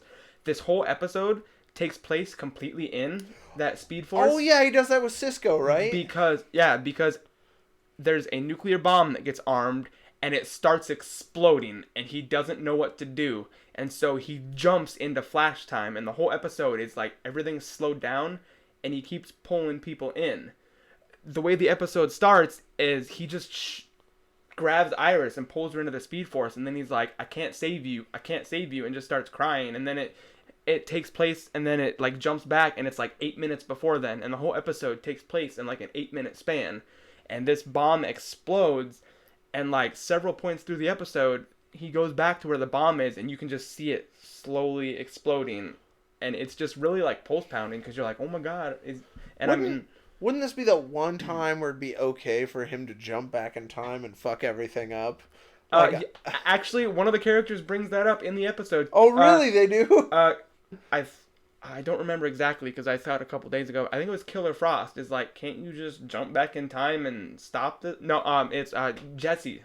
Jesse's like, let's just jump back in time and stop the bomb, and he's like, I tried that before. That doesn't work. Oh, okay. Yeah. I really like I dig the Flash. Black Lightning's pretty cool so far. I really love Black Lightning. It's up there actually as one of my favorites. I'm actually really liking Supergirl. I know season 1 was on CBS. It starts off rocky. The first couple episodes, you're like, oh, this is the typical, like, I'm a female superhero, like, yeah, I could fly, I'm a girl, like, which is fine, like, but then it gets, like, really into the meat and bones of the Supergirl stuff, and that show's pretty good right now, too. I mean, when she faces off with Superman, that was the coolest damn thing. I don't like how they're, CW is doing this new thing on Mondays, where they're gonna start... They'll show like 3 or 4 new episodes of Supergirl, and then that'll go on hiatus, and then they're going to swap to Legends of Tomorrow. Yeah. And then they'll show a couple of that, and then they'll swap back to Supergirl. I really don't care for that. They really should have left Supergirl alone and kept that a full run season, and then cut back on, like, I don't know, like... yeah, because I feel they should have done that, because as far as ratings, like, it's not pulling in what some of the other shows are. And I think it's an underrated show. Like, a lot of people don't... There's a lot of hate for it online. It's good, though. Well, so apparently they pissed off the... Like, sort of the LGBTQ shipper community. I watched this whole video, and there's times where I swing left, and there's times where I swing a little right. And I think this was the one time I swung right, where this girl was all pissed off because the one guy was joking about how they're never going to have a Supergirl Lena Luthor romance. Yeah. And he says, or this girl was like, what an asshat. He doesn't understand how important it is to us shippers to be able to, and I'm just like, it won't happen. Like, he made a joke. Honestly, he doesn't give a shit about your shipping. Yeah. You know, like, and so people were boycotting the show, even in the LGBTQ community, and I'm like, there's people on both sides. Like, I leaned a little left when there was a bunch of people that were refusing to watch the show because one of the characters was gay. Yeah, which is bullshit. Which, I mean... Yeah, I'm all fine with that. Supergirl does get really heavy-handed with it in a couple episodes where they just shove it in your face. And, I mean, I'm fine with characters being gay and like that, but... The show's a very liberal show. Yeah. Like if you're going into that show, you should know it's going to be liberal. Are boycotting it. They're calling it a social justice warrior show and all that, which makes me laugh every time. It is very liberal. They get really heavy-handed with it. I think there are a few points where it does get social justice warrior, but in a good way. Yeah. Like, I think it's very positive. It's never, like, negative, and it's never overstepping. And I like the show. Like, women empowerment, and it brings up all those things. Yeah. And, like, I just think the show is fantastic. Yeah, I've always really liked Supergirl. I think Legends of Tomorrow... I feel like it fell off of what made it awesome. Yeah. First of all, Arthur Darvill, that was the draw for the show. That's the reason I watched season 1. Like... And so then, and they keep kind of throwing him off. I understand Victor Garber leaving, and I understand actually the guy who plays Jax leaving as well because he has a baby now. So he's at least on paternity leave, I think. He's supposed to come back for the last episode of the season. Yeah. but like finding something to do with Firestorm would have been cool Yeah, because like they 'cause really haven't done much with him. I think he's a supremely underrated DC character too. Like Oh I yeah, love Firestorm. Like he could have been cool. And one of the things I was thinking about is you had all of these doppelgangers in the crossover. Oh, can you close that door real quick for me? Oh. My wife's here apparently. I didn't realize. Thank you. But I forgot we left it up.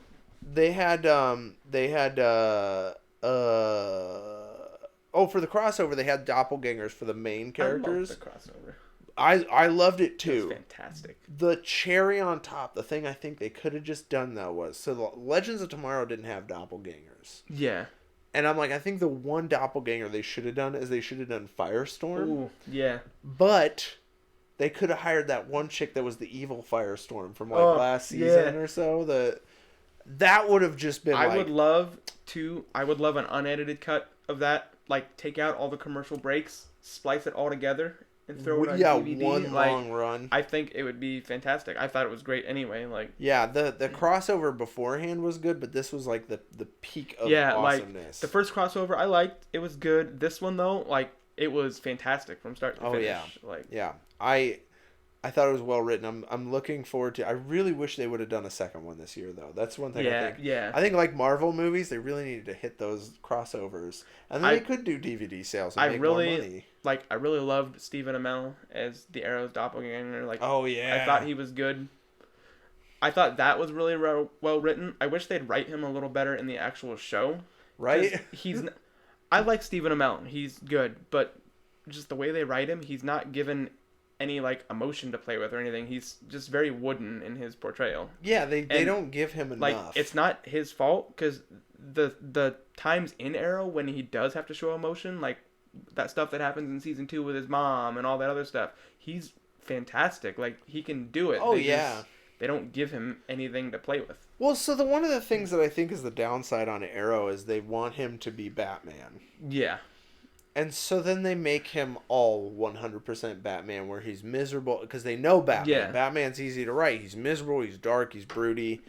But the thing that they're really dropping the ball on is the Green Arrow is also pretty funny. Yeah, he's funny. He cracks jokes. Yeah, and that's what I wanted to see when I first saw Arrow. I was like, I wonder where he becomes the funny guy, and it never happened. Yeah, and like in the comics and even in like the Justice League animated show, like he has his serious moments, but he cracks jokes and he's hilarious. And even like I would have loved to see some of his funnier gadgets in the show. Like he's got exploding net arrows and arrows that explode bolos. Yeah, like they had that one boxing glove Easter egg, and that was cool. I know when I saw that, I lost my shit. I was like, oh yeah. When he did that, and he used it too, and he was so effective when he did it, I was like, this is great. I would love more of his silly gadgets. And just like... Yeah, well, and that was the other thing. Where's his gadgets? Yeah. Why did they shirk the Queen Industries thing so quickly and get rid of his cool shit? Yeah, that's a big part of the character, too, is the Queen Industry stuff. And then they kind of have it stolen from him in the show, and then they just never reference it again, ever. Like, it never comes up. Like, he's the mayor now, and it's like, I would rather see him with a bunch of cool technology. Fuck Legends of Tomorrow. Get rid of it. Take that budget and put it into Arrow with give him all his cool gadgets. Like, that would be great. I think that's the big problem with Arrow right now. I know why DC does it. I'm bummed that they don't allow some of their characters in that universe.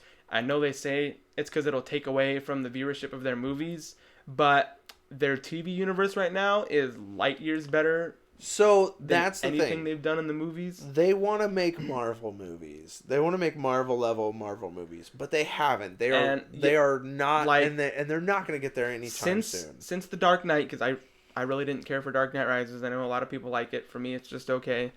Their movies have been pretty bad. I loved Wonder Woman. Wonder Woman was amazing, and I thought Justice League was all right. Way too much CGI, and the CGI they had in there, it was like low budget, like. I'm like, oh, that's blatantly CGI. It doesn't even look like they're trying to make it look real. I don't think DC's ever going to get to Marvel movie potential level anytime soon. However, the thing that DC has the advantage on is that their TV is way better. Yeah, it is. Well, partly because Marvel only has Agents of Shield, and they had Agent Carter, which I thought was fantastic, but Yeah, not enough viewership. people just weren't watching. And when people did break down and they watched Agent Carter, people were like, "This is a good show." Like, Yeah, but also what they did was it was one of those like winter break shows or summer break shows. Yeah. It wasn't something they ran as a regular TV no, season. and So that was to their own detriment. they didn't advertise it a lot either. The only reason I heard about it was because I follow Marvel and their stuff. Otherwise, I would have never even known it was on TV. Yeah. So what DC really needs to do is focus where their money is at, and they're where they're doing a really good job, and their TV is where they own Yeah, it. Like my problem with their TV is they tease a lot of characters and then decide to not use them. yeah. In the first couple seasons of Arrow, they pretty much had all the Suicide Squad, and they even teased Harley Quinn. Mm-hmm. Like, there's that scene where he's in the Argus jail, and it's the pigtails, and then it's the chick that voices Harley Quinn in the animated stuff, and she's just like, "Hey, Puddin'," and I got excited. I was like, "Yes, Yeah. yes." Well, And they then- were about to do it. And then nothing in Arrow. 2 or 3 times and multiple times in Supergirl, they reference Batman. Like, they reference him all the time. Season 3 actually of Arrow was supposed to be the Suicide Squad season. Yeah. And then Suicide Squad, they came out with that as the movie as their supposed saving grace, which, I didn't mean, work. it's better than Batman vs Superman. That's not saying much. I know. It's I it's a tough comparison, I'll be honest. I pretty much hated everything about that movie still, though. I loved Amanda Waller in that movie. Oh, Suicide Squad. Yeah, Suicide Squad. It had a lot of good elements, but Yeah. the problem being is, like, first of all, the villain was garbage. The villain was awful. They could have done, and then why was the Joker there, other than to make money? Yeah, and There's no point. there's not enough of him in the movie for you to even like him. Like, everyone's like, "Oh, he might be my favorite," or "I don't like him." I was like, you saw him for like 4 minutes. That's not enough to judge. He was in too much of the movie and not enough for him to Yeah, hire Jared yeah. Leto to And make this a thing. I've- They should have just either not done the Joker, or what would have been way better is make the Joker the villain. I think he would have been a fantastic villain, and they should have had more scenes with him. After the movie was done, Jared Leto and even the director came out and said they shot enough Joker stuff. They could have made a standalone movie out of just Jared Leto. Like, Jared Leto was pissed, and I don't Yeah. think Jared Leto's coming back as the Joker because he was pissed about it. No. It's like, ugh. I love Margot Robbie as Harley Quinn. I don't like how they overly sexed up her character. I know in certain other things she is a sexy character. In Arkham City, she wears the tight leathers, stuff like that. But they just overly sexed up her character in this movie. I love Margot Robbie. I think she's fantastic. I think the only reason why she was so sexed up was because she was Margot Robbie. Yeah. I think anyone else they would have maybe And, given like, a little more. I would have loved, like, the classic suit or even the leather suit from the games, but just put her in the Jester suit. I mean, there's that scene where she holds it up and then she's like, no, and then throws it away. I'm like, come on, put that one on. They had her and Joker in their classic outfits, but I'll tell you, that Jester suit that they made didn't translate well. Looked terrible. Yeah, it did not translate well. People were like, yay! And I was like, okay, good fan service. Yeah. But how come they can do that in a shitty ass suicide movie, but we can't get, like, Hugh Jackman in the Wolverine suit just once? Just one time. One time in our life. And then he quits being Wolverine. Like, he's been Wolverine, like, my whole life, pretty much. Yeah. Like, and then Ryan Reynolds has been trying to talk him into that Deadpool Wolverine, and he's like, no, I'm done. I'm like, please, just one more. Just give us the suit.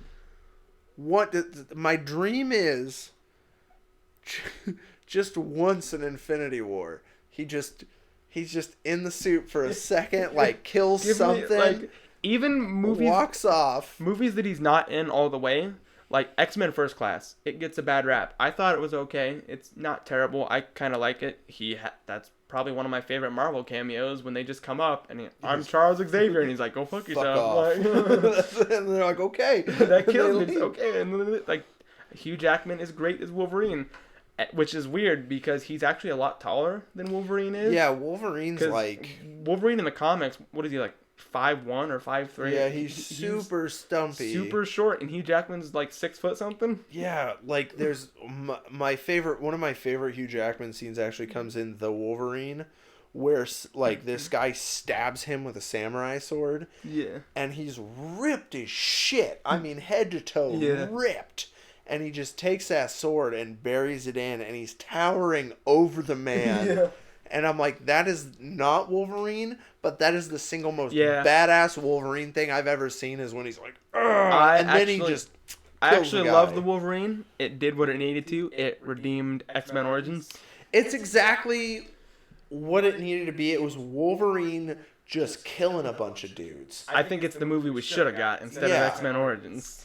I know a lot of people love Logan, but I am not a big fan of Logan for what it was. Yeah. I think Logan's a great movie on its own. Yeah, I loved Logan. But for Hugh Jackman's final performance as Wolverine, I think they shit the bed. I do. My least favorite part of the movie is how they handled Charles Xavier's death.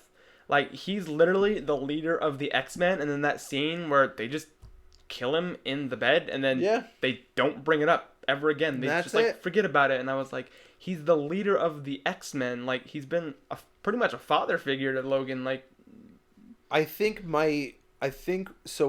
I don't like about the movie is, and this is the same thing with The Dark Knight Rises, I think a little bit in a lot of other movies, is this idea of grounding things so realistic that it becomes miserable. Yeah.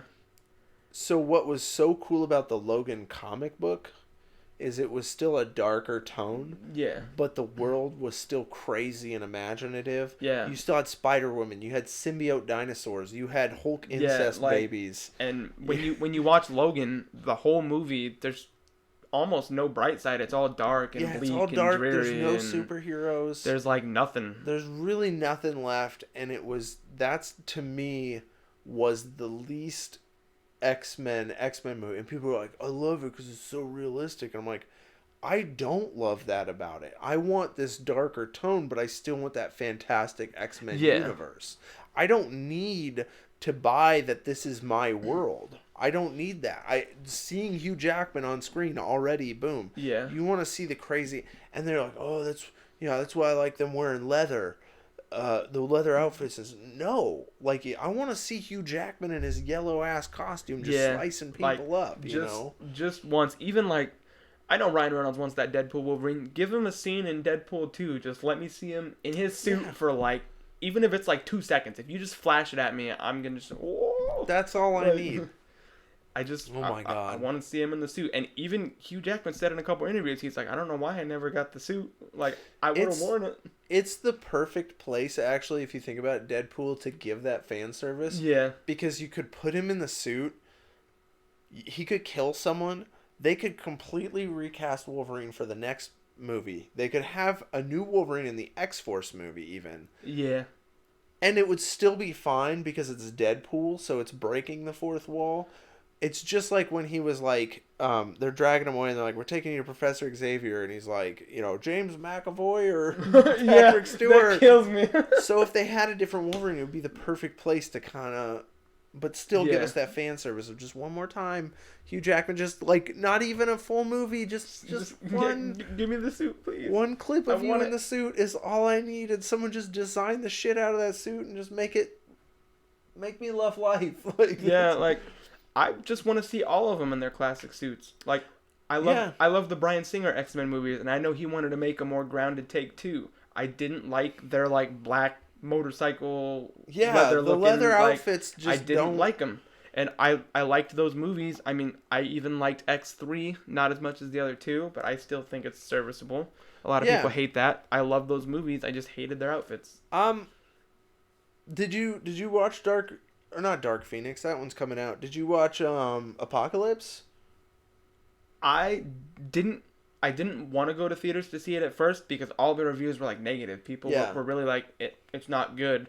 Well, a friend convinced me to go and I went and saw it and I actually really loved it. I thought it was really good. Yeah, what I love about the end though is that they have the full, like, it's the younger kids, but it's the younger kids in the full costumes. Yeah, like and they looked good. And like, yeah, I'd read all those terrible reviews and seen all the bad reviews, so I came in thinking, oh, this movie's gonna suck, it's gonna be awful, and it was way better than my expectations. I think it's one of those movies you have to expect, because I came in going, this is gonna be amazing, and I watched it, I was like, that was the most okay movie. Yeah, but there are some things I loved about it. Horrible. Sophie Turner from Game of Thrones as Jean Grey, I thought she was fantastic. Cassie Aggins. Do you know Cassie Aggins? Yeah. Okay. Cassie Aggins says, oh my god, if Wolverine did a cameo in Deadpool 2, that would be amazing. Yes, it would. What's up, Cassie? Hey, Cassie. I don't know Cassie. So. Now I know you, Cassie. I can see that small circle of your face. Anyways. Yeah. Oh man, I would. My Wolverine. Just come on. A little bit of Wolverine be so great. It's just once. I'm just glad we finally got Deadpool 2. Like, I know he was tricked into being that awful Deadpool in X-Men Origins. Literally, they were like, if you ever want a Deadpool movie, you got to do this. And he was like, I don't want to do this. Like, right? Well, then he did Deadpool, and even in interviews after Deadpool, people were like, yeah, finally, it's been over 10 years. And he's like, yeah, I finally got my fucking movie. I'm excited about Deadpool 2 coming out, even though there's conflicting reports about whether or not it's good. The teaser for it was hilarious when that chick's getting attacked and he tries to change in the phone booth. Kind of like Superman, and he's just like, and he rubs his butt cheeks on the window. Yeah. Oh, he comes out and yells. He comes out and yells at Stan Lee. Yeah, he's an American treasure, I swear. Ryan Reynolds is so good. Ryan Reynolds is fantastic. They did announce they're doing an X-Force movie also. Yeah. Which I think is going to be cool. I'm excited for the Disney influence. Yeah, I know some people are terrified, but they said no, we're not going to touch. We're not going to ruin Deadpool. Yeah. I like what Disney's doing with Marvel. I wish they'd do it more with Star Wars too, where pretty much they bought Marvel and then they're like, here's our money and we're just going to let you do what you do. Oh, and man. I think that's why Marvel is so good, because it's got the Disney budget, but Marvel gets to do their own thing. Disney's just like, here's kind of guidelines, but do your own thing. They've done a bang up job with Marvel movies. I'm excited for Rain Johnson's. Is it Rain Johnson? Yeah, it is Rain Johnson, right? Yeah, he's the one that did Last Jedi. Yeah, I'm excited for his trilogy. I didn't like this last one as much. The more that I think about it, as I'll say about Logan, I think it was a great movie. Yeah, I don't think it was a good sequel. I watched it the first time and loved it. Then again, I loved The Force Awakens, and that's very polarizing. A lot of Star Wars fans, oh, if you loved it, you're not a true Star Wars fan. I was like, I've loved Star Wars my whole life. Like, I watched The Last Jedi. The first time I watched it, I loved it. On subsequent watch-throughs, I really don't like how they took Luke Skywalker. And I know even Mark Hamill, when he first read the script, was like, I don't like this at all. Like, what'd you do to my character? The problem with Luke Skywalker being that this is the same argument I had with goddamn Logan. Christopher Goodrich. Deadpool 2 had the best teaser trailer. This is the problem with Logan, was the idea of grounding things and making Star Wars realistic in an action sense and more miserable. But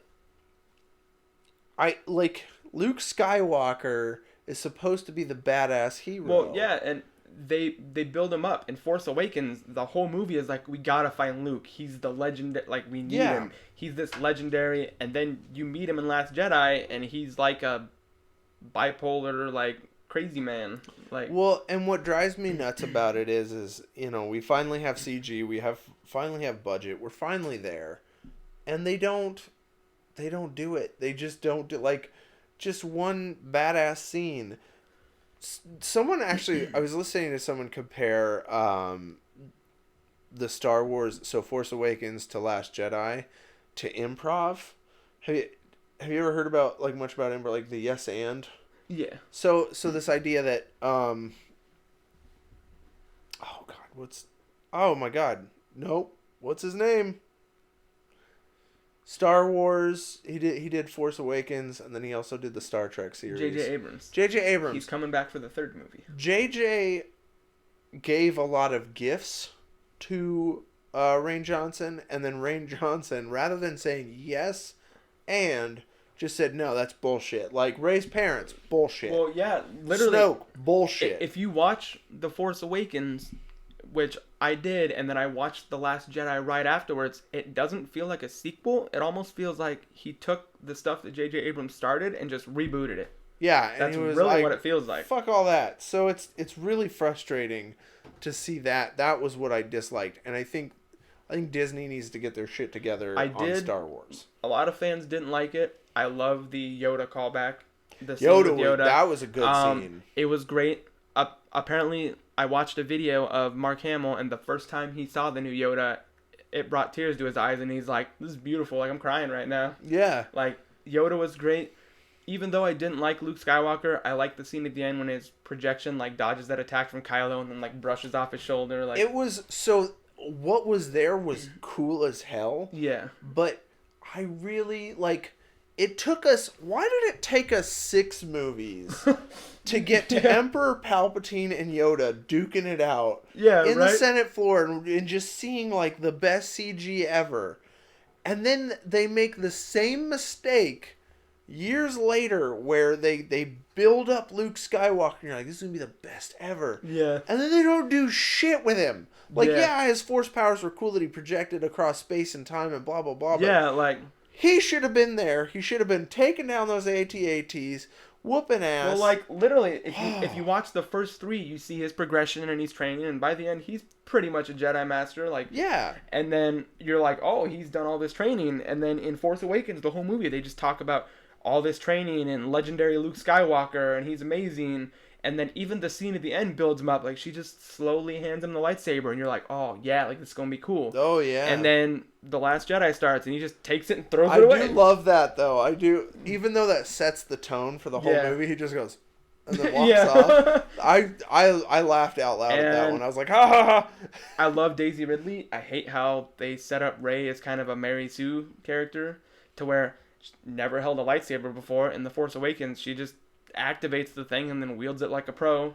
Mm-hmm. And then even in The Last Jedi, they show her training a bit, but then when she's actually fighting with the lightsaber, she is fighting amazing for someone that's never used one. I like the explanation that someone was talking about, this idea that the Force creates an equal and opposite balance to someone, and so she is actually the equal and opposite balance to Kylo. Yeah. And so she's going to naturally be good at those things because the Force makes that happen, because Kylo is probably an imbalance. My favorite character out of those 2 movies is Kylo, and they made his character even better in The Last Jedi. They actually show him as like the tortured, like with his past and stuff. Like, he's a great character. They do the really good job. I think the one thing that Rain Johnson did a really good job of is when he takes the helmet and he breaks it and walks away. I love that because scene. It's like, it's everyone's on the same page. This is stupid. Breaks the helmet, walks away. Like, that was good. Well, yeah, I thought the helmet was ridiculous in the first one. I was like, that's ridiculous, but Force Awakens and Last Jedi should have been put together. How interesting would that be if that movie was actually, if you took both the elements from that movie and meshed it into one movie? That might actually be a really good movie. I've seen stuff like that. Or what if Last Jedi was the first movie? With the prequels, there's a lot of bad, but there's a lot of good in them. And it got taken down, but a couple years ago, it was Tobey Maguire or Elijah Wood. I know they're both really big Star Wars fans, but one of them had his own edit that he did at home, and he took out all the non-essential stuff, and he combined episode 1, 2, and 3 into one, like, 3-hour, it was like 2.5, 3-hour movie, and I remember watching it online before it got taken down, and if you cut out all that non-essential stuff, all the, like, half of the second movie with the terribly written like love story that, you cut out all that and you just leave the essentials, it makes one hell of a good movie. Like, it was great.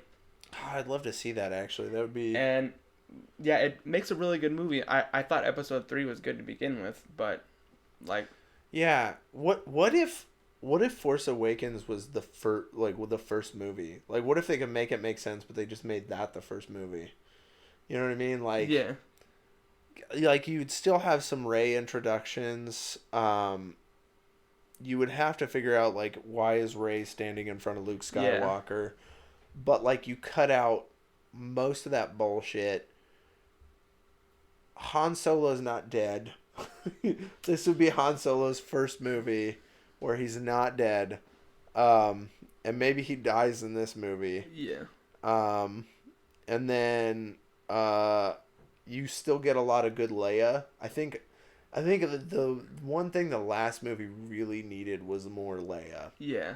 Because she really made this movie. She was probably the best character in the movie. She like, was so grounded. Even in the parts where they took her out for stupid, like, I don't even know why they took her out of the movie for so long. Because she hadn't passed away at that point. No, like... So she could have been in that movie, but they, like, did a weird, like, oh, Leia's knocked out for a while. Yeah. After her whole Superwoman yeah. thing. Which everyone hated, but I was actually okay with. I was like, it looked weird, but it's whatever. I liked it because she technically is Force sensitive, and that was kind of a Force-like thing that she did. Yeah, it was like just one of those. I think I think I agree with you though. The end scene with Luke Skywalker, like my favorite part, is when Kylo looks at him and goes, "Oh, is this where we're gonna sit down and have a heart to heart, and you're gonna try and change my mind?" And Luke just goes, "Yeah," and then pulls out of like that's so cool. And I was like, "Oh, he's gonna lay him." Yeah, and then it was a good scene, but I had the same problem with it that I had with the Yoda and Emperor fight in Episode 3. I love that fight. It's really short. It's like a couple minutes. Right? And even in Episode 3, it gets great. Like, Yoda's hopping around and slashing, and he starts throwing those things at Yoda. And after, like, maybe a minute and a half, 2 minutes of, you're like, yeah, and you're all hyped, then Yoda runs away. And, like, story-wise, I know why he did it, but it's still a bummer. Like, that's why the Clone Wars series is so cool. Yeah. It's because they actually give you the action that you want. Fantastic. Like, there's one episode where I watched, like, Yoda get stuck in the... Like, he got stuck or something between a whole bunch of guys, and it shows Yoda... Not only is he using his Force powers and being a badass, but he's playing like a game of chess with a lot of guys, and he's kicking their asses. Yoda has always been my favorite Star Wars character. Like, yeah, well, because he's the coolest. I love Yoda. He's cool as heck. And it shows power beyond, like, I mean, yeah, he has, like, raw power, but also, oh, Mike Bailey!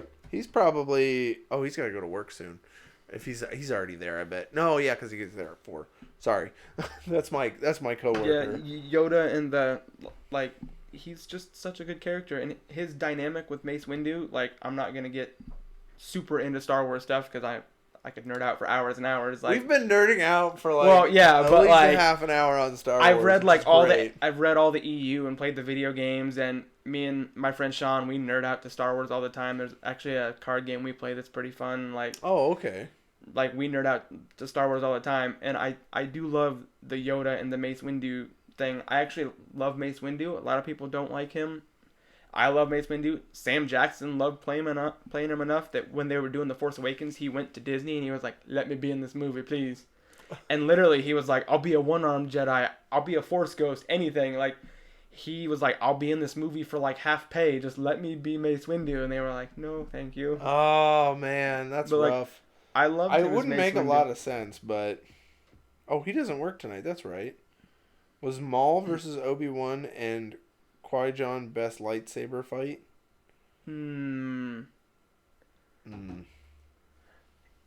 It's very hard because I love the lightsaber fights in the prequel trilogy, but when you watch it, you can tell they are super, super choreographed. Like, it's almost like a dance the way they're fighting. Yeah, well, and I think that one being one of the first ones, I agree, because you have you have, first of all, the martial arts master who played Maul. Yeah.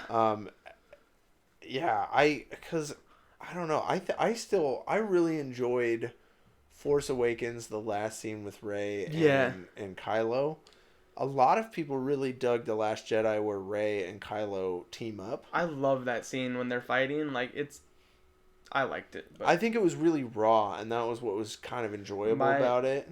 Well, I mean, like, you see Kylo, like, literally stabbing people. If we're talking about lightsaber battles, though, I really love the final one in Return of the Jedi when, like, for a split second there, Luke, like, succumbs to his anger, and he's just, like, wildly attacking Vader, and then all of a sudden he's like, whoa, like, this is... like, I love that scene.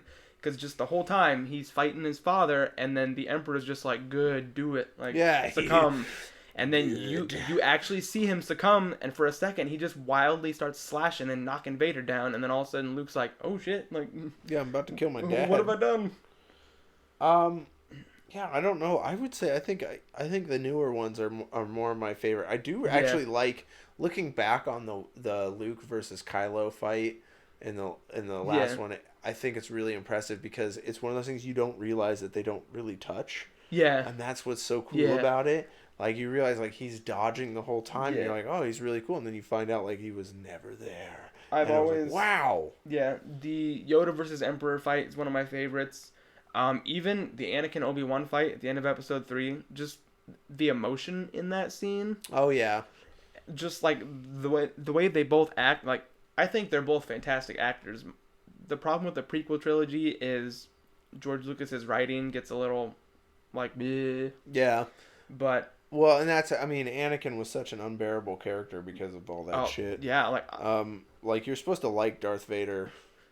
You're supposed to like Anakin, and the way they write him in the prequel trilogy, like, I really hate this guy. Yeah, you're like, man, I'm super glad you're Darth Vader. Like, or like, in Episode 3, you're supposed to feel for him. He's like, he keeps having that, my wife's gonna die. I'm like, I don't even really care. Like, I like the, this one guy keeps talking about, like, what sucks so much about what they wrote about Anakin is that he murdered a whole bunch of children, and then because he threw Palpatine over a cliff once, I'm a Force ghost. Yeah, like, and he's what? like, that's bullshit. Yeah. He's like, if he didn't kill all the children, he's like, you could redeem that guy, but he's a piece of shit. Well, and I wonder, like, I read up a lot on the Star Wars universe, but I wonder what actually constitutes you becoming a Force ghost.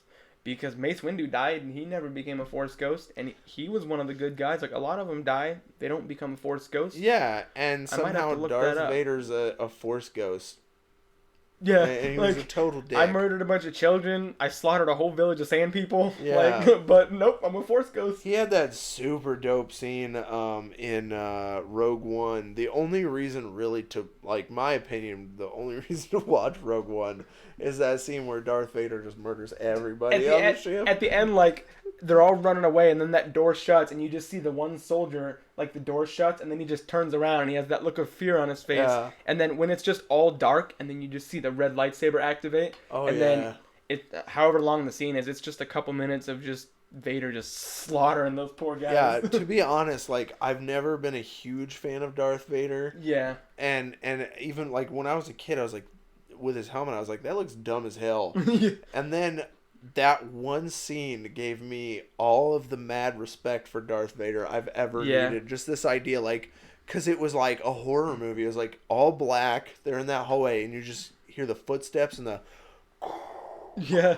And then you just see the red lightsaber, and you're like, oh, fuck. There's another great moment in the comics with Darth Vader where a bunch of enemy soldiers show up, and they're just like, Vader, surrender, like, you have to surrender, you're surrounded. And he pulls out his lightsaber, and he activates it, and he just looks at the commander, and he's like, the only thing I'm surrounded by is fear and a bunch of dead men. And then it's several pages of him just slaughtering all these soldiers in the comic. Yeah, I've seen a little bit of that. They also have something kind of similar in Star Wars The Force Unleashed 1, I think, where you play as Vader in the first beginning. That was cool, but, like, not until that moment in Rogue One was I ever won over that Darth Vader's the most badass character. I was always more of a Darth Maul guy. Yeah. And when he died, I got bummed, but when they brought him back in Clone Wars, and they were like, he lost half his body, and he literally went insane. Like, I loved his arc in the Clone Wars. Like, yeah, he's cool. I don't know. I don't know what favorite lightsaber. I don't know. Well, it is about 5:00. I think we can wrap this up today. We can talk for like 9 more hours. Oh my god, we got stuff to do. So next week we should just we could talk about even more Star Wars shit next week. But yeah, guys, thanks for watching. We're gonna be back next week, Wednesdays at 3. Wednesdays at 3. Wednesdays at 3 is what we're shooting for. 3 p.m. Central. Check us out next week. We'll be live again, and then you can actually watch all these videos. They're back archived. I'm gonna try and set something up on on iTunes soon to kind of get everything up on there. That's cool. I'd like to check out Google Play, but I feel like there's like a set of requirements or something because a lot of people like Maybe. they start on iTunes and then they move to everything else. Yeah. So I'm like, but I would love to get on Google Play because it's just so much easier. Like if you're on Android, Yeah. it's so easy. So okay, we'll see you guys later. Bye. Bye.